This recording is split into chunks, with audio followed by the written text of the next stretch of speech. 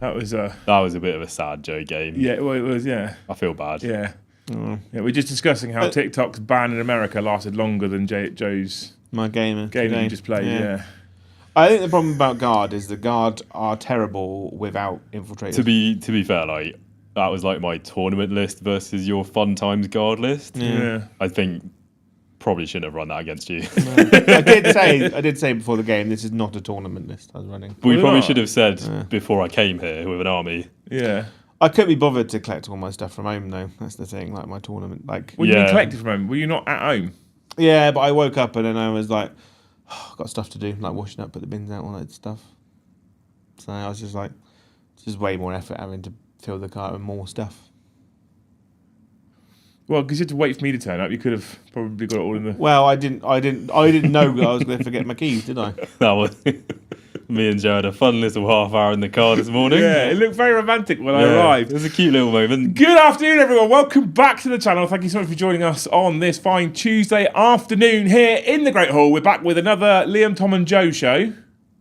I cannot decide which way around I like it. Yeah. Liam, Tom, Joe, Tom, Liam, Joe, Joe, Liam, Tom, Joe, Joe, Joe. I'm not sure which one I like. Joe. Yeah. But we're back again, and this Sunday was an interesting article on Warcom, Joe. Was it?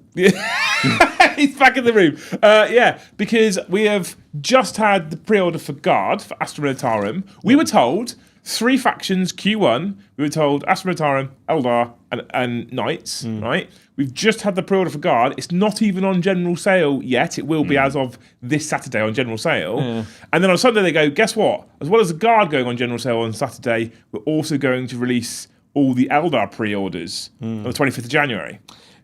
Which, for reference, I'm allowed to say this now, yes, we have it all. Of course we do. Yeah. We can't talk about anything that isn't in public domain. So before you start asking us about stuff, we cannot talk about anything that isn't public domain. Yeah, so don't ask us to like, oh, what do you think is going to happen? Because we know what's going to happen. Yeah, I can't tell you what I think is going to happen. Because if we make because if we say, oh, what do you think is going to happen? We're going to have to make it up, aren't we? And it's going to be wrong. Yeah, or maybe we're not wrong. Maybe we're right, but we're double bluffing. Yeah, but then we're essentially leaking. I mean, I'm not an NDA. And then we're essentially leaking NDA information, which gets us in trouble. Yeah, exactly. So Eldar coming soon, and it got me thinking. Right, we were talking about this not too long ago. There's actually quite a lot of factions without codexes, and we also basically know that next summertime is probably going to be a new edition because it looks like they're on 3-year cycles. Yeah. So we say definitely. I think it will be. They are on 3-year cycles. I think it'd be a ballsy move for Games Workshop to go, we're going to let it settle for a little bit and everything will be okay. I'd love it if they did. So would I.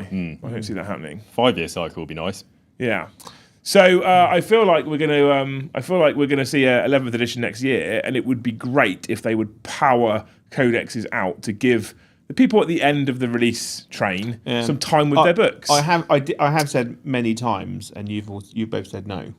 I said we're going to get all the codexes before the end of December. I still don't think we will. I don't think we will. I want us to. Yeah.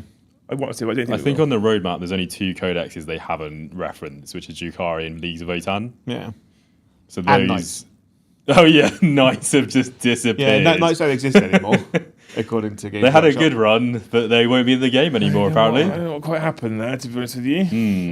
And they're slipping in another new codex. Someone at GW just hates Knights. Yeah. And they're slipping in a codex or supplement that no one asked for, but... Well, the Space Marines. Salamanders, apparently. But because it's in the roadmap, there's a picture of a salamander aggressor. Yeah. Right? So everyone's like, oh, Salamander's codex is coming. I don't think it'll be Salamanders. I think it'll be generic Space Marines. I feel like... Look. What? We've got a Space Marine codex. But I think it'll be like... in my head, I think we're going to be like, here's new Vulcan, here's Fire Drakes for Salamanders, here's plastic Lysander, here's your Assault Terminators. But surely, the last time they did Space Marines and then Space Marines version 2 in the same edition, they got abused for it. I don't think it'll be Space Marines version 2. I think it's going to be a supplement or a campaign book or something that refreshes the resin / metal I'd plastic be- hits, but also gives us new Space Marine units. I'd be quite annoyed if they got a whole extra thing before my army even got a codex. Because we've had most summers near the end of an edition, we've tended to receive a Space Marine box set. Yeah. So before the end of the last edition, we got the Dark the Angel, Agatha book, something. whatever it was called. Oh, yeah, the Dark Angels book, which Yeah. gave us the new plastic jobby. What's his name? Lion. Asriel, the lion.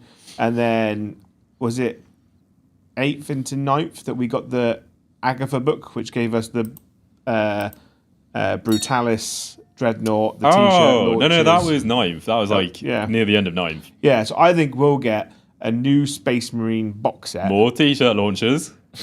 which will be Please no. like the fill-ins for Whoever stuff that- designed them needs to be that put aren't on being the done. So Orc project. I reckon we'll get like Assault Terminators, Vanguard Vets, I don't know, a But why would they do that bike unit. rather than keeping those things for the launch of 11th edition? Because Space Marines is just always in a launch box. Also, I'd imagine on the roadmap it's all codexes or maybe like a special Well, army book or it'll be a something. supplement, I reckon. Yeah? Like a Codex supplement. So, Maybe. but that's why I'm convinced it'll be like Raven Guard unit, Raven Guard character, Imperial Fist character, probably Lysander special unit. Maybe. Yeah. I'd be a bit surprised And if like they gave a all new of them a detachment. character and a special unit. It'll be a character and a unit, or just a unit. So, like, Lysander's resin currently. Fine gas. Fine cast. Yeah. So White resin, but shitter. because Games Workshop, I think 10th edition is the going away of fine cast / resin. It seems to be. So like they want to go into the new edition with just entirely plastic range, I reckon. So I think that's we're replacing all the Space Marine units. It's an That's interesting just like- theory, and I think it's probably got some legs to it because they're a bit mental and they love their Space Marines so much. But I mean, it's they've not just what I buffed want to Space happen. Marines into oblivion. Yeah, well, look at LVO results. Yeah, top 3 Space Marines. Yeah. Yeah, but it's like was it Ultramarines, Blood Angels, Death Watch 1, which is pretty incredible considering it didn't exist a month ago. Yeah. But it is a mental supplement. Ultramarines Vanguard came 2nd, and New Blood Angels came 3rd. Yeah. I think we can say that that codex is broken when Iron Hands win. You know, Iron Hand's pretty good. I mean, I think we can say it's broken anyway, mate. I'm going to be honest with you. I don't think it is broken. I don't think the there are book any is- broken armies. I don't think the army's broken. I think the detachment's broken. Because we've seen the Necron Necron detachment that came out is sort of flat on its arse after everyone overhyped it. Well, they did also nerf it quite heavily. Did they? Yeah. What did they do to it? They changed 2 strats to 2 CP. Oh, Yeah. did they? Yeah, the two Okay, really fun right. good ones went to 2 CP. That might be why then. Yeah. Yeah. So I think like we knew that the new Codex Space Marines is now just Codex Ultramarines because they have Well, if you all wanna the best win, yeah. characters. Death Watch Oh, detachment. Codex Ultramarines is the strongest, I think. I know I Death think Watch 1. Death Watch might be. They seem really good. I mean, they are, but again, we have to. What we also do when we look at things like LVO results, we often do this is we then instantly remove the individual player skill as well, True, yeah. which exists, right? So I would say for me personally, on paper, I reckon Codex Ultramarines is stronger than Death Watch, but it might just be the Death Watch player. To be fair, like there was only one Death Watch player anywhere near the top, and there were like 5 Ultramarines players in like the top. Yeah, part, I right. think. So that would indicate that in the hands of the average man, the Ultramarines one gives you is a probably boost. stronger. You could imagine so. Yeah, but the Death Watch hands in the right, the Death Watch codes in the right hand was the ultimate overall winner. You know, so interesting. But I still think Codex Ultramarines is the strongest in the book. I think it or could the way that detachment works with those units when you've got characters like what's his face, Ventress and Calgar. I just think it's so good. And now with the changes to Oath that you don't get if you're Blood Angels or Dark Angels, but you do get if you're Ultramarines, while still having access to a swathe of named characters and Gullyman for double Oath and stuff like that. I just think they're exceptional in most people's hands. And I think Well, I saw Josh Roberts came like top 5 or something. I think LVO. Moron's going to I win. think- He we'll- won the ITC as well. I think we'll see a change to the data slate to include Ultramarines to a list of units. That You reckon? armies that don't get. I don't think we will. I might be. You could imagine seeing that Gilliman might get his rule changed a bit because having 2 of those is a bit mental. But that's like his gimmick, though, isn't it? You could. He just, did go up a lot of points as well, though. He went up 60 points. Yeah, to he's get a that. lot of points. But yeah, It'd be interesting. Yeah, but it just means that they're super efficient because it means you kill a unit in your turn, and then you oath something else that you know your opponent's going to send towards you is like a defensive thing. He's just way too efficient. That's the problem. So you're convinced then that we're going to see every single codex before Christmas? Yeah. That's I'm really not. bullshit. I'm not. I don't think we will either. I think we'll definitely see all the chaos stuff come out within the next 4 months, I reckon. Ooh. Maybe. So where are we now? We're in. We haven't even finished January, right? Yeah. And we've essentially got 2 codexes out. So the actual launch date is in 2 weeks, Saturday for Eldar. Correct? Yeah, it's Beachhead Saturday. Beachhead Saturday. Yep. Yeah, So that's the the first start of weekend. February, essentially. I reckon we'll get By the end of Feb, I reckon we get Emperor's Children. Yeah, or the second release of Guard. I don't think. True, yeah. I don't think we'll see Emperor's Children until March. I have to add a Actually, caveat. to be fair, I have to add a caveat here as well. Whilst we're talking about this, is we have the Guard stuff, as you know. We have the Eldar stuff that's been previewed, that's going on pre-order on Saturday. We have nothing else, so we're not breaking any NDA. We literally don't have any idea. And sometimes GW sent us stuff with an immense lead time. So I had the Eldar stuff before Christmas. Sometimes they send us fuck all lead time. So when we say we think it could be February, we think we could be March, we genuinely have no information and have nothing, but they could send it to us next week and say it's March or February, and they could send it to us in 2 weeks' time and say it's June. Yeah. So and honestly, sometimes We it's went that through a bit. period of time where we were literally getting everything 2 weeks before release. Yeah. Which was horrible. So when we're about to very start well. speculating about codex releases and we have no information, this is just us speculating about what we think will happen. I reckon it'll go on pre-order in February. Yeah, so they did reference Easter for World Eaters when the World Eaters detachment came out. Yeah. So I'd imagine that'd be April World Eaters, probably. So do you think, because Guard is strictly January, Eldar is strictly February, Yeah. so do you think we'll see a codex in March, which I would have assumed would have been Knights, because Q1. I would have. They're somewhere. World Eat is April. Yeah. Okay. And then Thousand Sons and Death Guard after that, but not really sure how far after. I still think they made a mistake not going Emperor's Children June.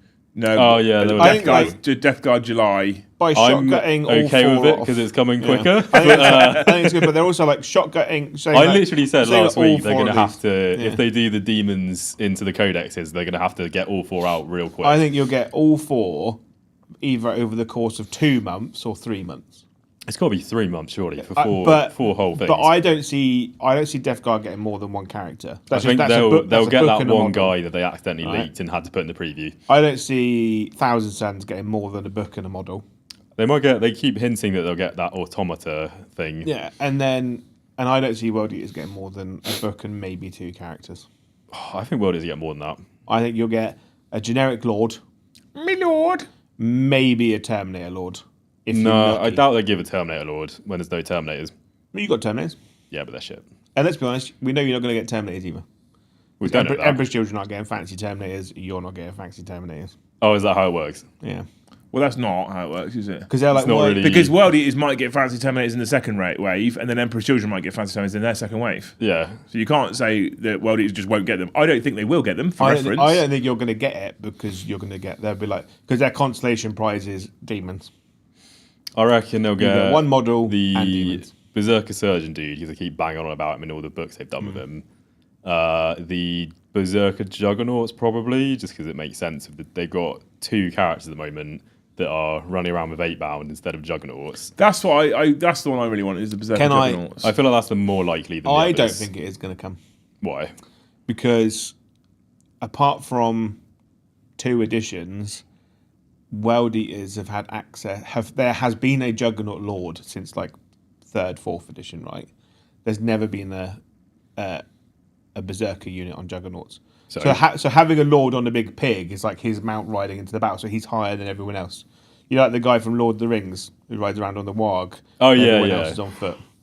Yeah, I but think like, that's, like, there's what also they're never been 8-bound before. There's never been the sword Slanesh people. Yeah, I mean, before. saying it's never happened There's never before. been Angrod. There's never been Yeah, Emperor's the Children thing is before, that Joe. the problem with Games Workshop is they've got like this weird mentality where they're like, there's like an old guard and new people. Yeah. And the old guard think that something has to stay the same, and the new people are like, this is how it is now. Yeah.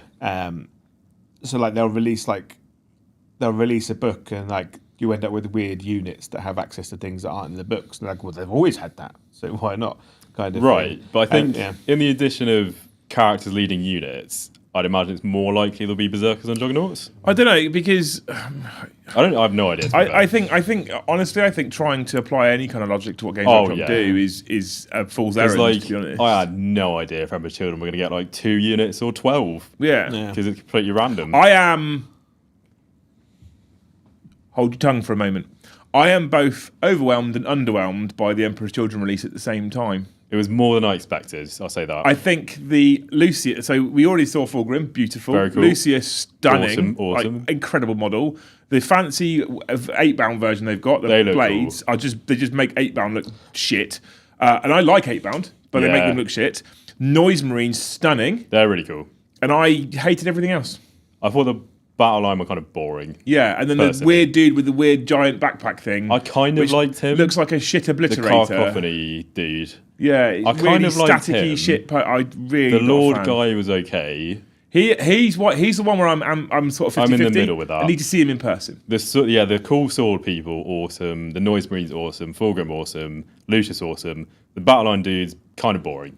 Yeah, kind of just look like Legionnaires. In either version that they can be built in. Yeah, kind of just Legionnaires, but slightly extra. But also, if you think about it, so Fulgrim, direct across to Angron, right? You've then got Lucius direct across to Khan. Apart from Lucius' model is bigger, it's prettier, a lot better, and just looks so much nicer. It's a lot newer. Khan's like one of my favourite characters ever, and I think his model is a bit shit. It is. You've then got rules a bit shit as well. Chaos, you got Emperor's Children Chaos Lord that can be built like 5 different loadouts, and we got Lord Invocator stroke Juggerlord. Yeah. Okay, cool. You've then got Palatine Blade dudes, and we got 8-bound. Okay, sweet.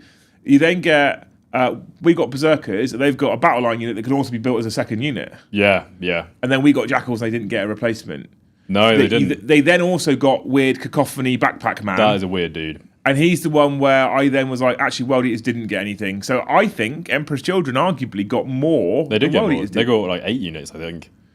Well, yeah. Well, so like I said, I can map everything until I get to that last character, then I can't map it. Yeah. Well, Khan we already had, I guess, is the one I'm thinking. Yeah, fair. Okay. That's why I'm. I just literally went unit for unit. Yeah, true. That's fair. I think He's dying to talk. Their units make a little bit more sense with the leaders because we got like random dudes on juggernauts. And then 8-bound. So I wouldn't go as far as to say that I feel hard done by as a World Eaters fan, but I do think the Palatine Blades piss all over 8-bound. I think they've made a better design choice with them. I think Lucius is significantly prettier than Khan. He is like nearly 10 years newer, to be fair. And I think that for me at the moment, having not had Fulgrim in hand, him and Angron, I think both look cool. They both look awesome. And I think that one's just personal preference. The one thing I will say for Fulgrim is when I saw Angron on photos, Joe and I thought he looked a bit shit. When we got him in hand and built him, we thought he looked awesome. Fulgrim in photos, I think looks cool. I think he looks cool. I thought when I first saw him, I thought his wings looked a bit small, but I think that might have just been the angle of the thing. But yeah. We don't want to go too big, will we? No, but I just felt they looked... Then you end up with the Magnus problem. But I thought they looked like weird little chicken wings. Would you like to talk about Emperor's Children release? I think the Emperor's Children are really good. I love all of it. I love all of it. I think it's all really good. Do you love all of it? Right. I'm not trying to pick a fight here, but do you love all of it because you think it's all really pretty, or do you love all of it because you've been waiting for it for so long and you've been so hyped about it that you kind of force yourself to love it no matter what? No, I think. Like the thing is, I'd established ideas in my head what we were probably going to get. I was like elite unit, Fulgrim, Lucius, a random lord, battle line unit, maybe cultists, right? And I don't really care about cultists. In fact, I hate cultists. Yeah, they're too much time and effort to put into an army. The idea, right? Because it's like it's 40 quid for a 10-man unit with more details on it than an army. But realistically, most people that play Chaos, what do they use a cultist or cultist equivalent for? Yeah, babysit home objective. They either go at the back or become a wall. It's a cheap home objective. Yeah, holder, Joe. it is. It's cheap, but it's cheap, but it's time and effort that I could be spending on cool people. Well, logically now you can do the same job with demonettes. Yeah. And we got those. Oh, to be fair, like that's the most excited I was about when they just confirmed that they were putting demons in the Codex. Yeah, the fact that because I was really surprised that they made Noise Marines like an elite unit. They certainly seem like they will be. Yeah, I think they'd be like a Havoc equivalent. I think they're going to be units of 3 and 6. Yeah, I think there was a 6-man in the box because Nick was like really like labelling 2 full units of 6, and I was like, okay. definitely. So 3s and 6s. Yeah. And I'm kind of They by seem them to- going yeah. to an elite shooting unit, I think they're going to become better rules wise because noise marines currently are a bit poo. Yes, agree. Right, their only benefit is that you force battle shock tests on people. The ship bolt guns, essentially. aren't Yeah, they? they're just so the They fact get that they get one blast Yeah. master thing, don't they? yeah, the fact that their cool unit is now going to be good, and instead of getting cultists, I've got 2 units of generic, well, not generic legionnaires, like a combat legionnaire or a shooting legionnaire unit. They are that basically do the things I generic want my Black legionnaires. Legion Space Marines to do. I've been asking for ages for a Chaos Space Marine unit that infiltrates because there's no infiltrate in the Chaos Space Marine book. Well, hence you're running Nurglings. Which hence I'm running Nurglings. Yeah. That's why I've been like, give me an Alpha Legion unit that infiltrates. Yeah, You know? which is narrative. Yeah. But now they've gone, oh, yeah, you've got 2 battle line units, 1 infiltrates, 1 scouts. And I'm like, for God's sake.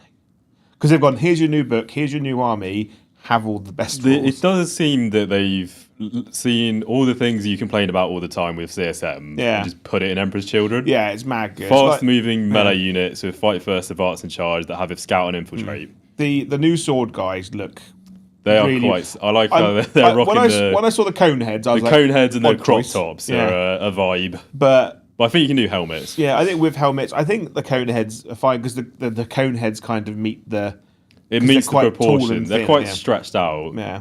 And they got I think hooves. that's really good. Lucius is great. Lucius is on a massive base. I think he's on the same size base as Helbrecht. I like the heads. Yeah, They look a bit. So there's a couple of heads that I think look a bit weird, and I think I know I hate to say this, but it happens so frequently. I think I question sometimes the people that are building these kits at Warhammer World to then make all of the promotional material out of them. Because there's ones where you've got guys with guns like that, and they're looking at that. Yeah. What? Glue the fucking head in properly. Yeah, Is what it looks like to me. Like you haven't done. yeah. So it doesn't. So and then the head looks weird because Yeah. it's looking up there, and I'm like, it doesn't make sense. So we'll have to and get then the kit like in hand. because obviously they have to glue the feet flat on the base. So like if the model's got a tactical rock, then it has a tactical rock. If it doesn't have a tactical rock, it has to be glued flat. But then I'm like, but by having them on a stone that you've glued on the base first changes the pose entirely. Yeah. So I kind of wish that they do stuff like that. But I'm super hyped for it. I'm interested to see if they're going to put all the demons in. That's the thing. I feel like they might not. So there's a don't lot of people see- online that are suggesting that actually the number of codexes that are due out this year, if we bring it back to the stream title, is one less because they've confirmed essentially that there will be no demons. I said, well, they haven't actually confirmed there'll be no demons. I'd be prepared to bet a lot there's not going to be any I demons. think we'll have index in this edition, potentially legends rules in 11th edition, and then Bellicor and a select few units will make their way into the Chaos Space Marine Codex, but much what- like Slayers of Darkness. What becomes legends? So as in Legends rules, so you can run all the demons, Right, okay. as So the as army a full- becomes a Legends army. Yeah, so it becomes a Legends army, but the units themselves go. I don't know if they'll bother making a Legends army because you're basically the 4 detachments we've got will just end up inside each codex. So the reason why I think that you may see some form of legends rules is because although those 4 detachments end up in each codex, you're not going to be able to run Nurgle demons with the World Eaters. Yeah. No, true. So you won't be able to run Nurgle demons with Khorne demons, with No. Smash demons, with Zinch demons, which you currently can Yeah. do. And I will feel aggrieved for Chaos Demons players who have played all 4 gods forever, Yeah, who true. then go, now I can't play Well, my army. the thing is that I think, because obviously they've said there's 6 detachments in the Emperor's Children book. There's a lot. One of those detachments is going to be all demons. You reckon? I reckon might be more than I one. reckon the next 4 books, so Sinesh, Nurgle, Khorne, Zinch, I think all of them will have a mono demons army list in it, because I think they're going to go down, and if they do it correctly, we'll be looking at like an AOS version of the Codex, Okay. where you'll have pure space marines, mixed space marines demons, full demons, and then whatever the other. Yeah, I can imagine you might have a couple of demons Yeah. because there's 6 detachments, and I don't think there's actually that many ways of running. Yeah, because you have like Slanesh. you have a full grim detachment, a Lucius detachment, a sword detachment, a gun detachment. Potentially, yeah. Yeah. Again, I think I love the idea of applying logic to what they might put in as detachments, Joe, but they don't seem to follow that. They don't seem to follow that kind of. Yeah, true. Like you see, and I don't understand personally how, and this is just me. I'm happy for Emperor's Children. Yeah. I think that they potentially, listening to what Nick and Alex were saying about the rules, I think they potentially could become my favourite Chaos faction. Because World Eaters, for me, I love World Eaters. I'm mad for World Eaters. But narratively, they're not very one-dimensional. On the tabletop, they're very one-dimensional. So, and Emperor's Children seem to solve some of those problems. And again, if you listen to those rules, they talked about having the ability to unlock army-wide fights first, or advance and charge and stuff like that. It looks like they could be a bit of a Swiss Army knife. Yeah. And you have to pick the tools and maybe be a bit more technical. So they could become my favourite Chaos army. You just wait, Liam. When World Eaters get 8 more units and 8 detachments, they'll be super diverse. But all that being said, when they said 6 detachments, I honestly was like, what? How did they get 6 and Custodies got 4 and Tau got 4 and what? Yeah, how did Guard get 5? It's just because. I know it's the funny just 'cause number, but it's their number, but also they're the new army, aren't they? Like, there's no way they're doing 8 corn detachments or 9 I don't siege get detachments. it. I expected like Eldar are coming out with how many do they say? Like 7 or 8? something. Yeah. Right? And Guard got 5. The Guard range is basically as big as the Guard Eldar range. have, like- Yeah, but the Eldar have got more new plastic kits, haven't they? No, they haven't got more plastic kits. They probably got do. more new kits overall. Yeah. But there's Guard have like the second biggest range in Warhammer or something, don't I they? think it's probably the biggest range now. Surely Space Marines have the biggest range. If you take all the space. I get wanting to put enough detachments in a codex, whether that be Eldar or Guard or Space Marines or whatever, to kind of make sure that you can represent all of the different ways that particular faction is supposed to have fought, narratively speaking. But I think that some players with certain books are right to feel a bit aggrieved when they are sat with 4 detachments for, and I'm not including Grotmus at this point. Yeah. Literally talking about Codex release because Grotmus is a bonus that obviously originally wasn't in the plan. So Custodians sit there with 4 detachments. It's The Space 3, Marine really. players who play Dark Angels have got 10. They've only got more than But I that think now. Custodians struggle with the fact that they have a limited model range. No, I know, but still. I'd So say Games Emperor's Workshop were Children like- have a limited model range. I'd say Emperor's Children have quite a limited model range. But they do, but they still have access to like. So they've got more base units now than World Eaters. Yeah. In terms of like new kits. And they're going to get access to the demons straight away as well. And they're going to have access to demons, and they're going to have access to probably cultists, probably terminators, Helldrakes, rhinos, land raiders, probably predators. Yeah, probably. I reckon they'll just get the same as World Eaters. Yeah. Yeah. But I still think Big sad. essentially 3 detachments for Custodies because we could ignore the Sisters of Silence one, and then 6 detachments for Yeah, Emperor's but you Children. can do this as a science one if you want to. It's If just- you want They're to. not saying, like, the problem is that you're saying you've only got 3. You do have 4. You just Well, choose The strictly fourth to one do it. doesn't count, mate. It does. They have added attachments. It's terrible. And I know you're never going to you- use if it. you Just actually because it's wanna terrible doesn't mean it doesn't exist. Okay. You know? Yeah. I remember this when you have 5 shit detachments in Emperor's Children. And you can He won't care as long as he's got one good one. Yeah. I won't care as long as my rules are better than my Chaos Space Marines. You know? Well, it's not going to be that hard, is it? It's not going to be that hard. Well, no. you think CSM is the worst army in the game. I don't think the CSM is the worst army in the game. I think what bugs me the most about Chaos Space Marines is that Games Workshop go, you're only good if you buy only cultists or only vehicles. You can't take the cool units. You can't take like the stuff that Black Legion are known for, like Chosen and Terminators and stuff. You just have to go real hard down one specific line. You know? I think the problem is at times. So I think we are in a place. We talked about this at the start of the podcast. Tom mentioned it. That there's no real broken armies right now, and I think that is in terms of balance across win percentages is pretty accurate at the moment. Yeah, I think it seems that like it. The game balance across the codexes is quite good, but I think internal balance for a lot of codexes is really bad. Yeah, and what true. I mean by that is, and I don't think that having good game balance and great internal balance across every codex and every data sheet is actually possible for a game this size. So I'm going to before people think I'm ripping into GW here, I'm going to hold my hands up and say that. But when they look at win percentage and balancing, we're looking at people that are taking those dialed in lists that only include certain units that make that army competitive on the whole. And you still have disruptors who will turn up with a list and we'll look at the list as people that play Warhammer for a living and go, how the fuck did he win but anything the- with that? the Yeah, prob- definitely. the problem- Like, it's like when the dude won the London GT with like Black Legion essentially. Yeah. When no one ever saw that. But it wasn't really Black Legion because it was like Lucius and Noise Marines, Huron Blackheart, and Bile. Fabulous Bile. But it was the Black Legion detachment, and it was the Black Legion detachment. But if you looked at it, you'd think, that's a a cool pretty list. normal army. Yeah. But he's like a bit of a savant. He is a bit mental. Yeah. He's won it back to back. Yeah. So like, but the problem the game has at the moment is if you're a new player into the game, you look at something like LVO that's just happened. Say like my friend comes to my house and tells me like you should get into Warhammer, right?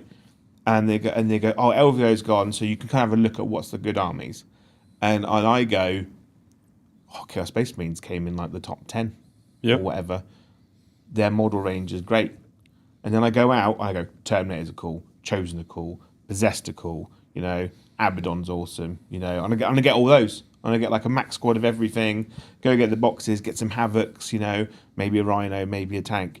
And then you just get ruined. And then it makes... And if you're a new player... You get like, oh, I bought the army that came top 10, but I'm losing all the time. And then you go, yeah, but you have to run 12 vehicles. I don't think you do. And no real infantry. I don't think you do. Or you have to run 200 cultists. I also think if you're a new player, you're going to lose every game for about a year. You're not going to do great off the bat. I think if you're a new player, you're just like happy to be playing. Yeah, I just don't think. And also, like, if you're doing a big tournament, you just end up playing people with similar kind of stuff as you because it does match you up to people that have the same win record. But I just feel like the problem is that the armies that, like, if you're new or you're trying hard or you want to kind of like do 4-1 and stuff, it's just like take the 3 best units kind of thing. But like you're saying, how like, it's always been. But it's not.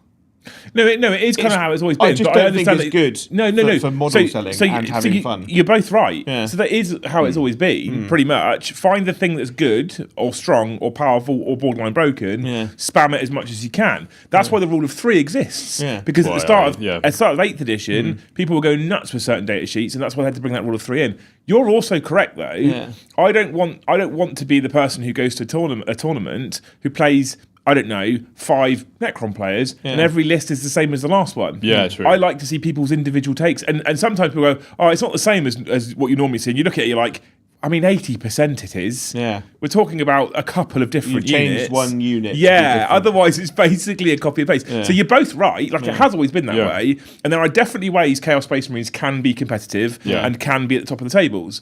However, I think you should be able to take units that you like and actually have a chance. Yeah, because I don't think you're like dead in the water if you take units you like, though. I just don't think you're just not going to win LVO. You've got a chance, but I just don't. It's just always a bit of a struggle.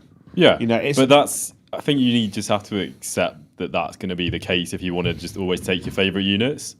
But I don't think that's right, though. Because you got to think, right, this is still a hobby about having fun, and admittedly people play the hobby for different reasons. Yep. If you want to go to tournaments and win, most people don't tend to care about the lore or having fun, because their version of having fun is by just winning. I just take what I take for doing it. But for people that go, I collect this army because I really like that specific unit, or I like this specific character, and you're like, oh, I really like the idea of running like Abaddon and 30 Terminators, because that's just how Abaddon rocks around stuff, got some Chosen, all the elite cool things. And then you go to the tournament and you're like, my elite things don't kill anything. And I die very quickly. It does make me sad how underwhelming Terminators are. I 100% agree with that. Like, Terminator should be a lot more cool, but I find it hard to understand your argument saying you want to use your fun units to have fun, but you also just want to win. Well, I'm not saying I want to win. I'm not saying I want to win. I just want to say I have a chance. I think, but I think you'll never have a chance against those top. I think a lot of people try and separate winning and fun. Like, oh, you can just have fun without winning, and you can. It's true, you can absolutely. But also having a chance at winning definitely makes up part of the fun. Oh yeah, that's because if you it's rock more of up, a fun game. if you rock up to a table and you've got 0 chance of winning at all.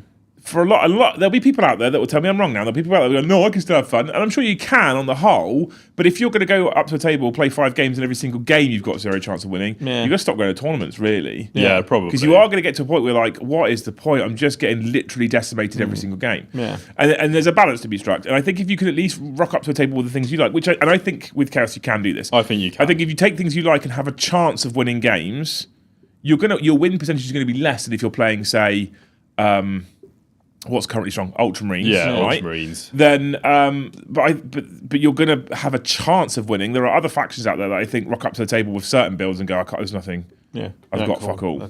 There's times when I've gone to tournaments where my opponents put their army down and I've just gone, there's no point. Frederick says it, right? Not winning can be fun. Getting ruffle stomped 5 times isn't. That's kind of the point I'm making. I 100% agree. Talking about people in chat, we're going to jump into the chat right now. If you are enjoying the stream, if you're enjoying the Liam, Tom and Joe show, please make sure you smash that like button for us. We are on 95 of the finest likes that I can see right now. Any more would be greatly appreciated. If you want to support the content that we do here and keep us doing content for the rest of 2025, you can do that by sticking your thoughts on a colourful postcard. We're about to jump into them about anything Codex related. We can talk LVO. I don't think all Codexes are coming out by the end of the year. I don't think we're going to get them thick and fast. Tom is on my side. Joe thinks we're going to get them. I want you to be right. I just don't think I going to happen. reckon we'll get up to before the Space Wolves picture thing that people figured out. I reckon 2 to 3 in next year. I think all Chaos and then probably Grey Knights and what was the other one? Templars was Yeah, I think Templars. Do you know what I want Games Workshop to stop doing? Right. On the preview shows. And it bugs me. And this is a really pointless, immature thing that really bugs the crap out of me. I'm excited for this. Okay, right? go on. When they go, these things, these are the armies that are coming out. Here's some pictures to tease what could be coming. Oh, what do you think it is? What could it be? And it's a salamander head, a Black Templar sword, and the cover art of the Black Templar. Yeah.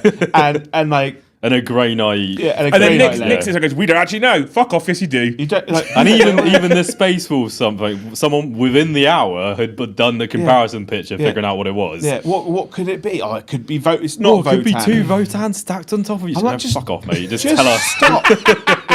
Just stop. We know it's bollocks anyway, because Knights have disappeared. Yeah, I know they have to fill the air with something. Yeah. You know, and obviously Games Workshop so onto don't tell people, you know, because they we can make them guess, but we can't tell them. Well, because they said Knights were coming out, and now they're just gone. Yeah. Look at this, Jay. Straight off of his War Games Live fame in LVO. How did he do? Do we know? I don't know. Okay. John, Mr. McCardle comes in after repping Great Hall in Las Vegas as well. Banging. With 50 gifted memberships. And we're going to go through the rest right now, but thank you, John, for 50. 50's huge, obviously. We're going to jump straight in with the first Joe Hope of the week. I hope that you get weekly cunnilingus for the rest of the year. What, being given to him?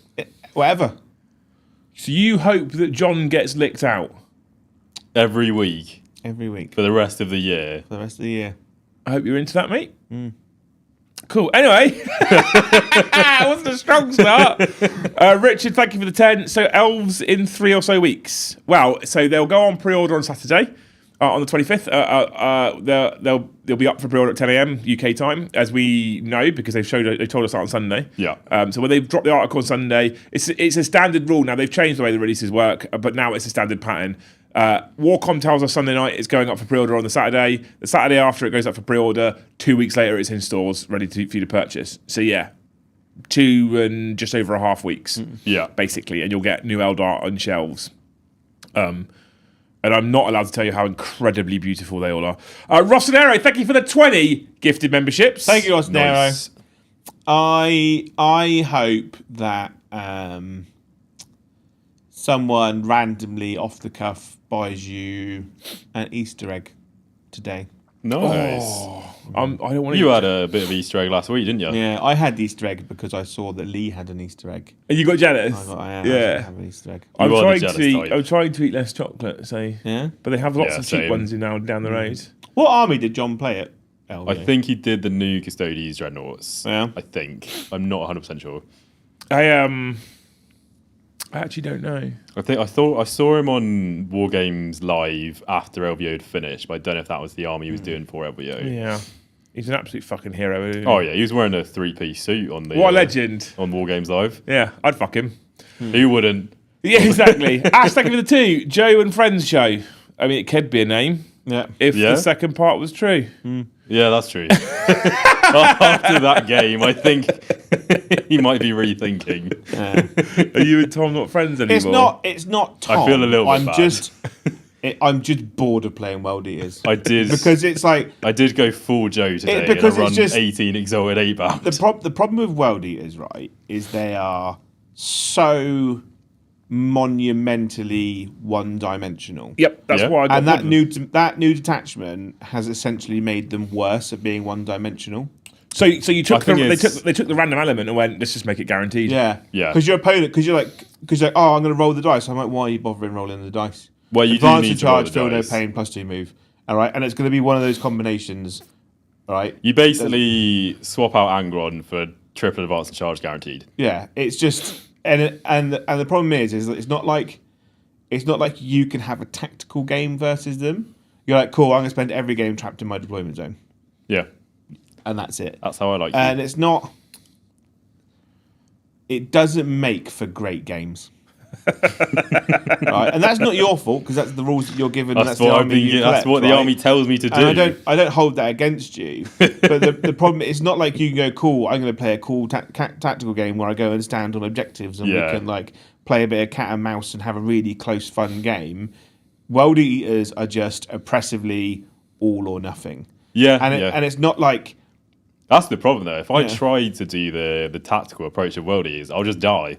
yeah, you just, That's the well, problem you with the say army. that, but even when half my army shoots at one unit of 8 bound, you're like, cool, I've killed one, maybe one and a Yes. half.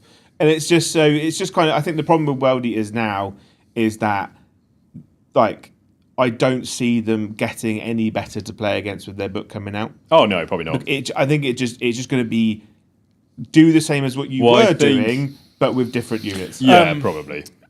Someone in chat says, Ginger Ninja says, is Tom still picking vessels each turn? You only put them at the start of the game. No, incorrect. I've got it right in front of me here. At the start of the battle round. Read it quite a few times. At the start of the battle round, after activating Blessings of Corn, you can select one or more models from your army with this is below, including. So it is every battle round. The only thing you Yeah. have to pick at the start of the game is the Demon Prince, the flying one. Oh, if you run him, yeah. Yeah. Until the end of the battle round, each of those models is Yeah. a Vessel of Wrath keyword. Yeah. So Tom is playing it right. I mean, I have played Worldies quite a lot, so I think I know No, the but it's rules. always like we. It's good to check. We, especially when we're on the channel, we have so many rules to look at, Oh, and God, to, yeah. you know, so it's worth checking. He is doing it correct. You do start at start of every battle round. You select your Vessels of Wrath. Ash, also thank you for the 2. I like Eddie's new makeup and red football top. This is Marcus. I forgot to remove him from the set Yeah. from the football podcast yesterday, so he's still there right now. Marcus the Mannequin. Not very expressive, is he? No. No. Like most Saints fans this season. Princess, thank you for the Are 5. there any left? Surprisingly, we're still selling everything out. Fair. I don't understand why. They love the misery. They're basically Emperor's Children P players at this point. They We just were love the pain. yeah, just we were getting live updates of the score of the game on the Thursday chat, and it was like, oh, they're 1-0, they're 1-0. Oh, it's 3-1. Yeah.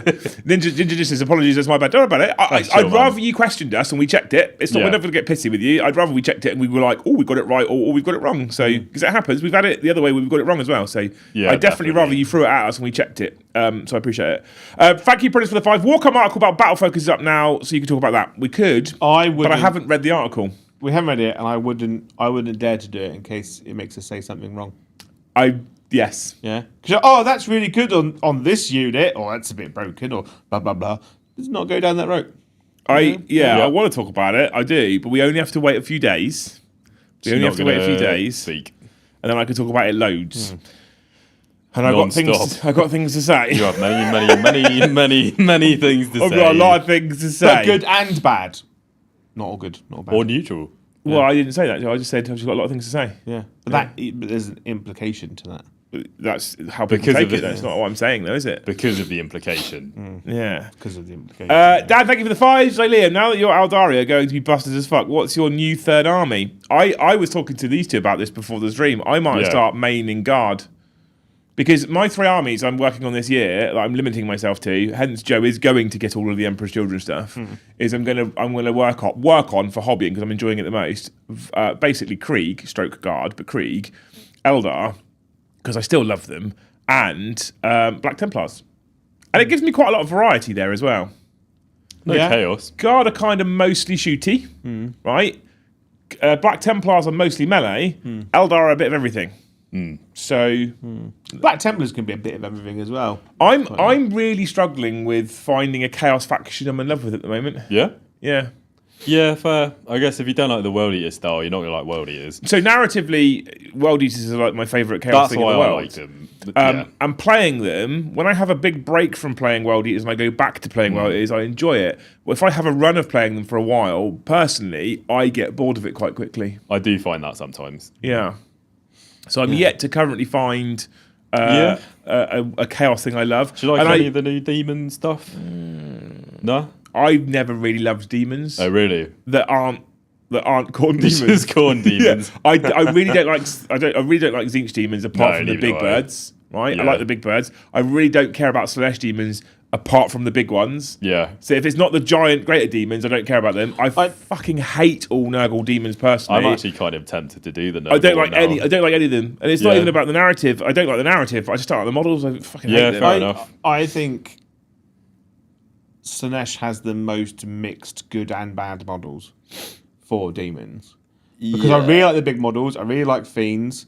But everything that's got a demonette on it, I cannot stand. Demonettes are awful. Because they looked so bad. And then all these like horrendously like straight back, stood up kind of weird. To be honest, team Slanesh pose is just move. my least favourite chaos quarter. I think we are due a re-release of like Bloodletters, Plague Bearers. you think they will? I think we'll get all 4 battle line units. you reckon? They're replaced. quite old kits now. They are old, yeah. Because like if you look at the World Eater range and obviously the new Emperor's Children range, and then you look at Death Guards. Head Knights of Slanesh Yeah. and stuff, and like the newer core and stuff for Age of Sigmar, the posing and the design quality on that stuff is insanely good. I'd actually be Right. tempted to try and run Yeah.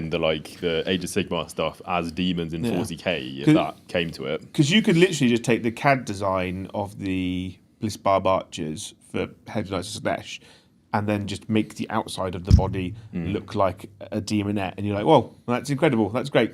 Yeah. Done. So demons don't sing to me. No. I, on a couple of occasions, I've tried to get into generic CSM. Yeah. And the Fabulous Bar detachment really tempts me, but the model range is really. I feel like maybe you feel the same or differently, Joe. I feel like the Chaos Space Marine range is quite disjointed. It feels really all over the place. It's so... Yeah, I agree You've got with some that. beautiful new possessed are beautiful. Then you've got some really weird old kits, and then rhinos and stuff. Like the vehicles just don't fit because they're just loyalist Well, ones with Yeah, and spikes. Yeah. like, you look at like the jump hat guys, they're just super what- old now. What And I then- enjoyed and then- looking at Go on. during LVO, all the Chaos players, like, and that includes like World Eaters, Death Guard and stuff, no one is using the 40k versions Yeah, of I saw Rhinos, that as well. Predators, Land Raiders, anything. Every Chaos player is using Heresy kits. But even then, Yeah. you still like to make them. You either just paint them in the scheme, Yeah. and that's fine, or you want to make them. Like I feel like Death Guard rhinos need to have a lot of work done to them to make them look properly Death Yeah. Guard. So I feel like they're really disjointed. And then you go into the demon engines and you look at things like, for example, Mauler Fiends, and it's very difficult. And I'm not a great converter. I'll hold my hands up. I'm fucking awful with green stuff.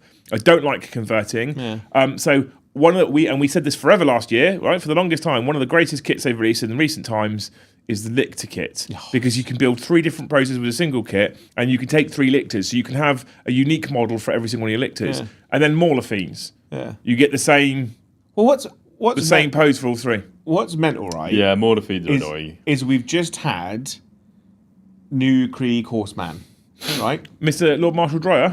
Dryer, right? Dryer. Right. Monopose model with a different.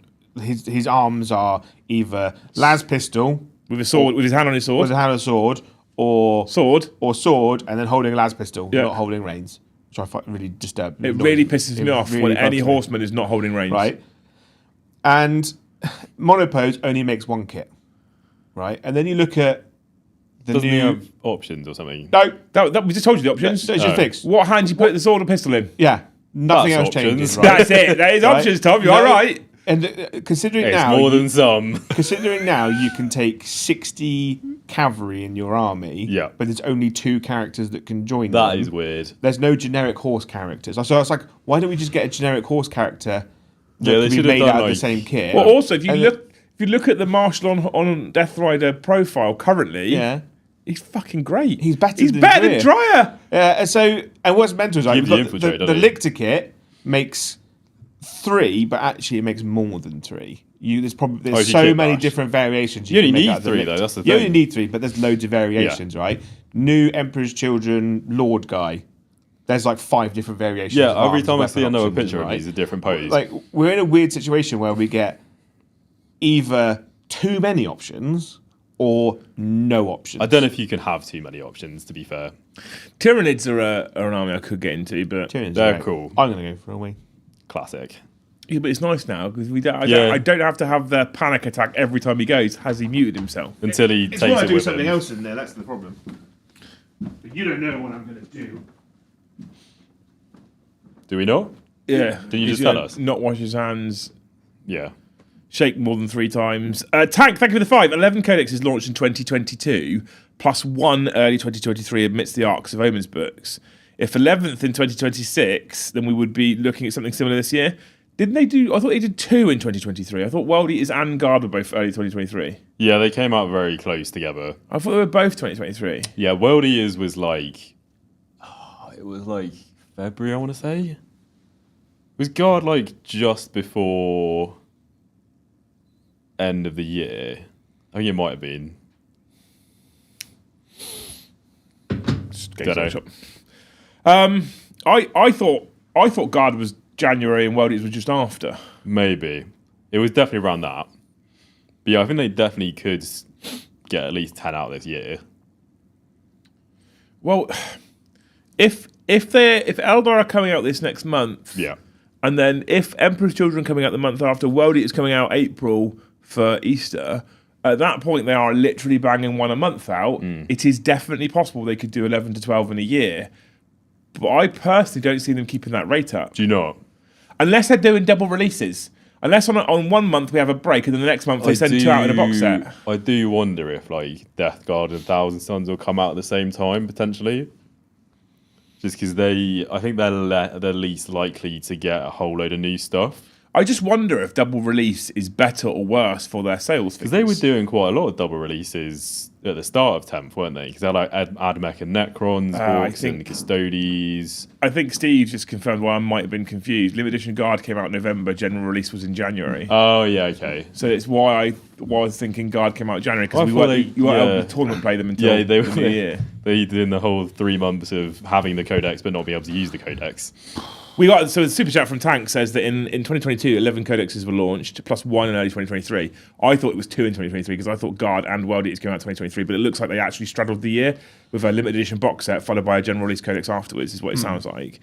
So he then asks if we could see the same this year, 11 release this year. We need. How many is there though? There's more. Is there not more than 11? Well, it's that weird there was distribution of 8 on the roadmap, I think. Oh no, probably because Emperor's Shield, so that's 4, like 9. How do you qualify for a special box set with a Codex release?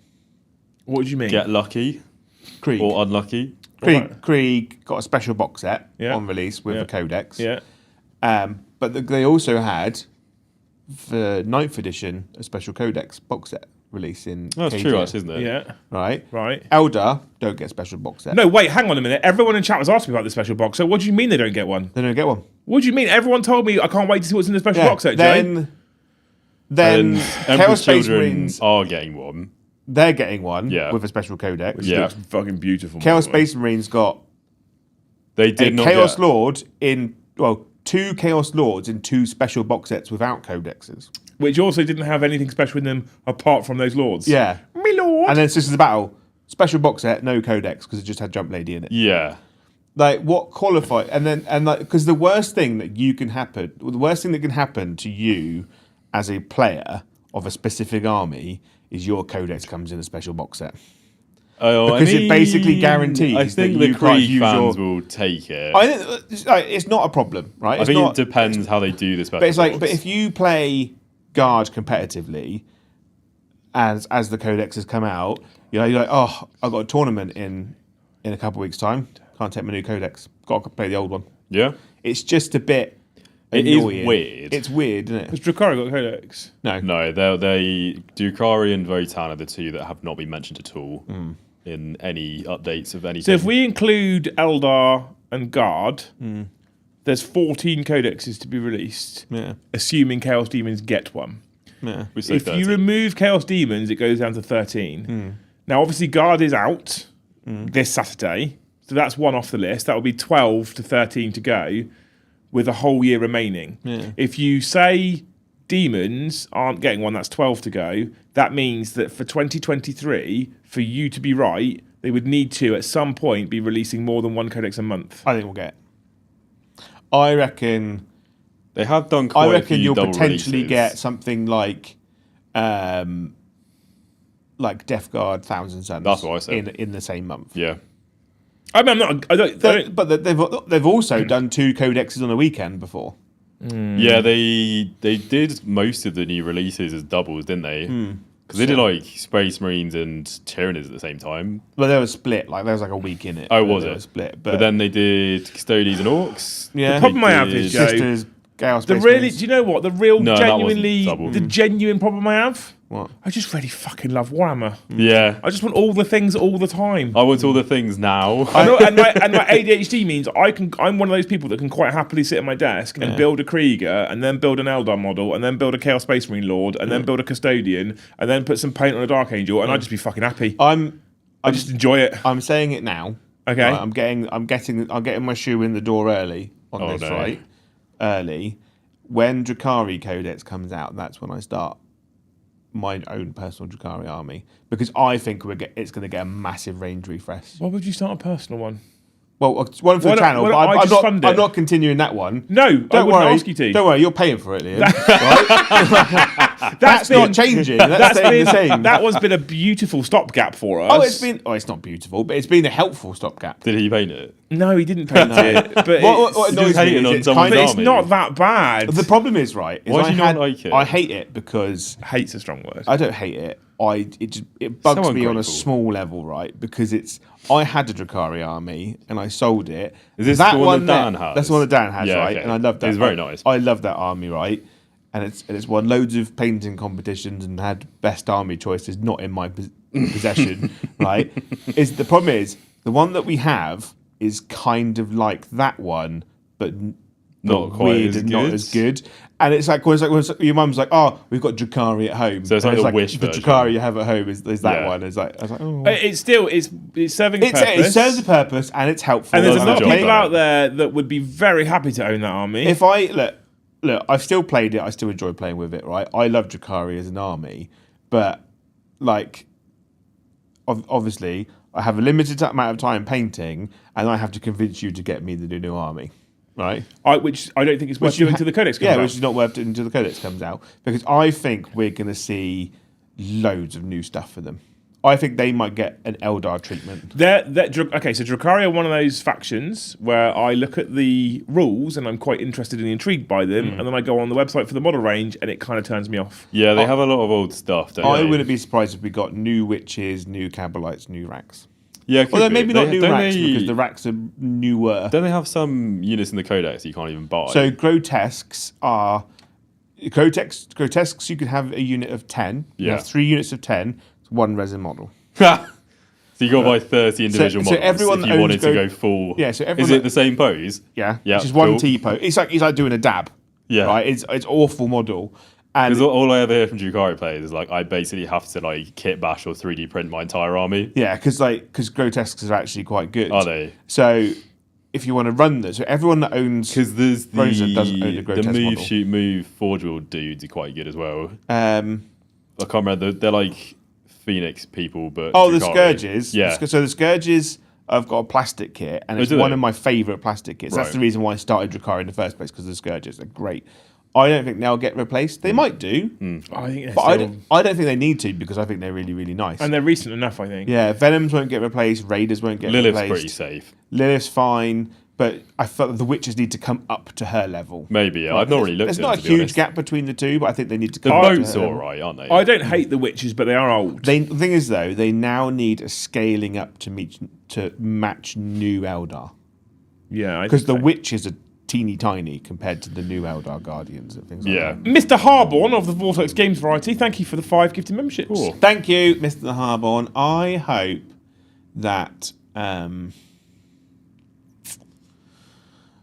hope that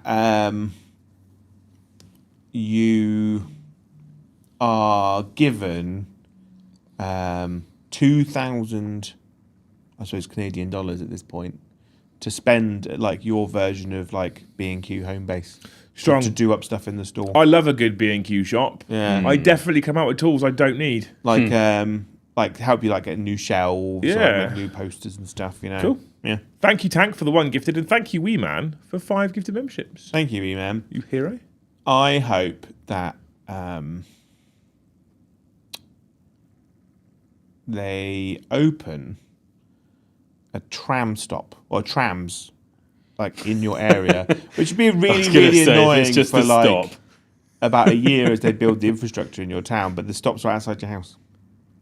So it pays off in a year, this one. But So it's a year of roadworks. a year roadworks and massive then inconvenience trams. for their lifetime tram. I didn't say a word, Wee Man, and he remembered that he didn't want to meet one, so there you go. Richard C, thank you for the 5. Joe gets a chubby for Emperor's Children. Yes. Oh, yeah. I skipped a word that you put in that super chat. I'm not reading that one out on air. Yeah, that's dangerous territory. That's that very is. dangerous territory. I'm You not don't doing want it. to fall into that one. You do absolutely have a chubby for Emperor's Children. I am Fully. super high. I've got Full mast. so I got really into Sinesh. I got really into demons, all right, and then I got really into the started Sinesh losing demon with stuff. I've got Emperor's. I got Sinesh dice already at home, ready to go in this little fancy box. Yeah, Uh, little rubber cocks attached. Yeah, Yeah, I've got some more Sinesh demons to do. At home, I've already got like a Land Raider, a couple Rhinos, a Wing Demon Prince, a Foot Demon Prince, 10 Terminators. Paddy's giving me 2 Helldrakes. Oh, hell, Right. Drake. Yeah, Tom. Yeah. Told you. It's coming. The Helldrakes are coming. The triple Helldrake list they're is going to coming. run out of detachments, so one of them might just be the Helldrake detachment. So I want to get a bunch of stuff done before the new Emperor's Children stuff arrives, so that when the Codex launches, we've got an army. Wee Man I says, saw that. I love driving. You're wishing for traffic chaos. Thanks, mate. I thought Wee Man didn't have a car. That's Sean, isn't it? Sean doesn't have a car, yeah. Who is it that keeps it? Oh, I gave it. Oh, yeah. Sean's It's one you Sean can that give you it. keep Sean doesn't giving drive. traffic That's a things lie. to. Sean owns a car, but he doesn't have a doesn't driving drive. license. His Mrs. drives, but Sean owns the Right. car. How hard is it to remember Which these is facts? unrefundable, right? You get what you're fucking given. But, Oh, Your yeah. memory, mate, honestly. but I think How do like, I remember and you don't? He'll remember it. He'll remember a weird law fucking fact Yeah. that he read 25 years ago, but he won't remember that. look, I understand. It's what his priorities Look, are. you've all got your own personal lives. Don't care, right? What you do in it is up to you, and how you spend your time is great. Like if you want to drive a car, you can drive a car, but you got trams, the silent killer. You know, you'll be fine. They're not very silent. Oh, the amount of times when I've been to Nottingham, You haven't heard the noises in his head. right? The amount of times I've been to Nottingham and Manchester and nearly walked out in front of a tram. So many times. Is it because you were in Nottingham and Manchester? I just It's not because paying- those I just monkey, don't- those symbols in his brain. Yeah. It's just constantly. Like, where I live in a place where the most exciting thing that happens is sometimes the postman comes at 7 o'clock at night, and you're like, "Who is this man at my door?" You know. Talking about Stick Monkey, thank you for the 5 gifted memberships. Thank you, Stick Monkey. nice. I hope that Is it a car one? no. I hope that a taxi company opens up where you live, but they all drive tuk-tuks. I love a good tuck tuck. Yeah, Fair. yeah. Sim, thank you for the 5.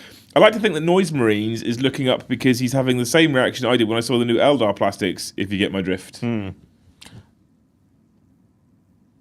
The new Elder plastics are nice. The new Eldar plastics are fucking incredible.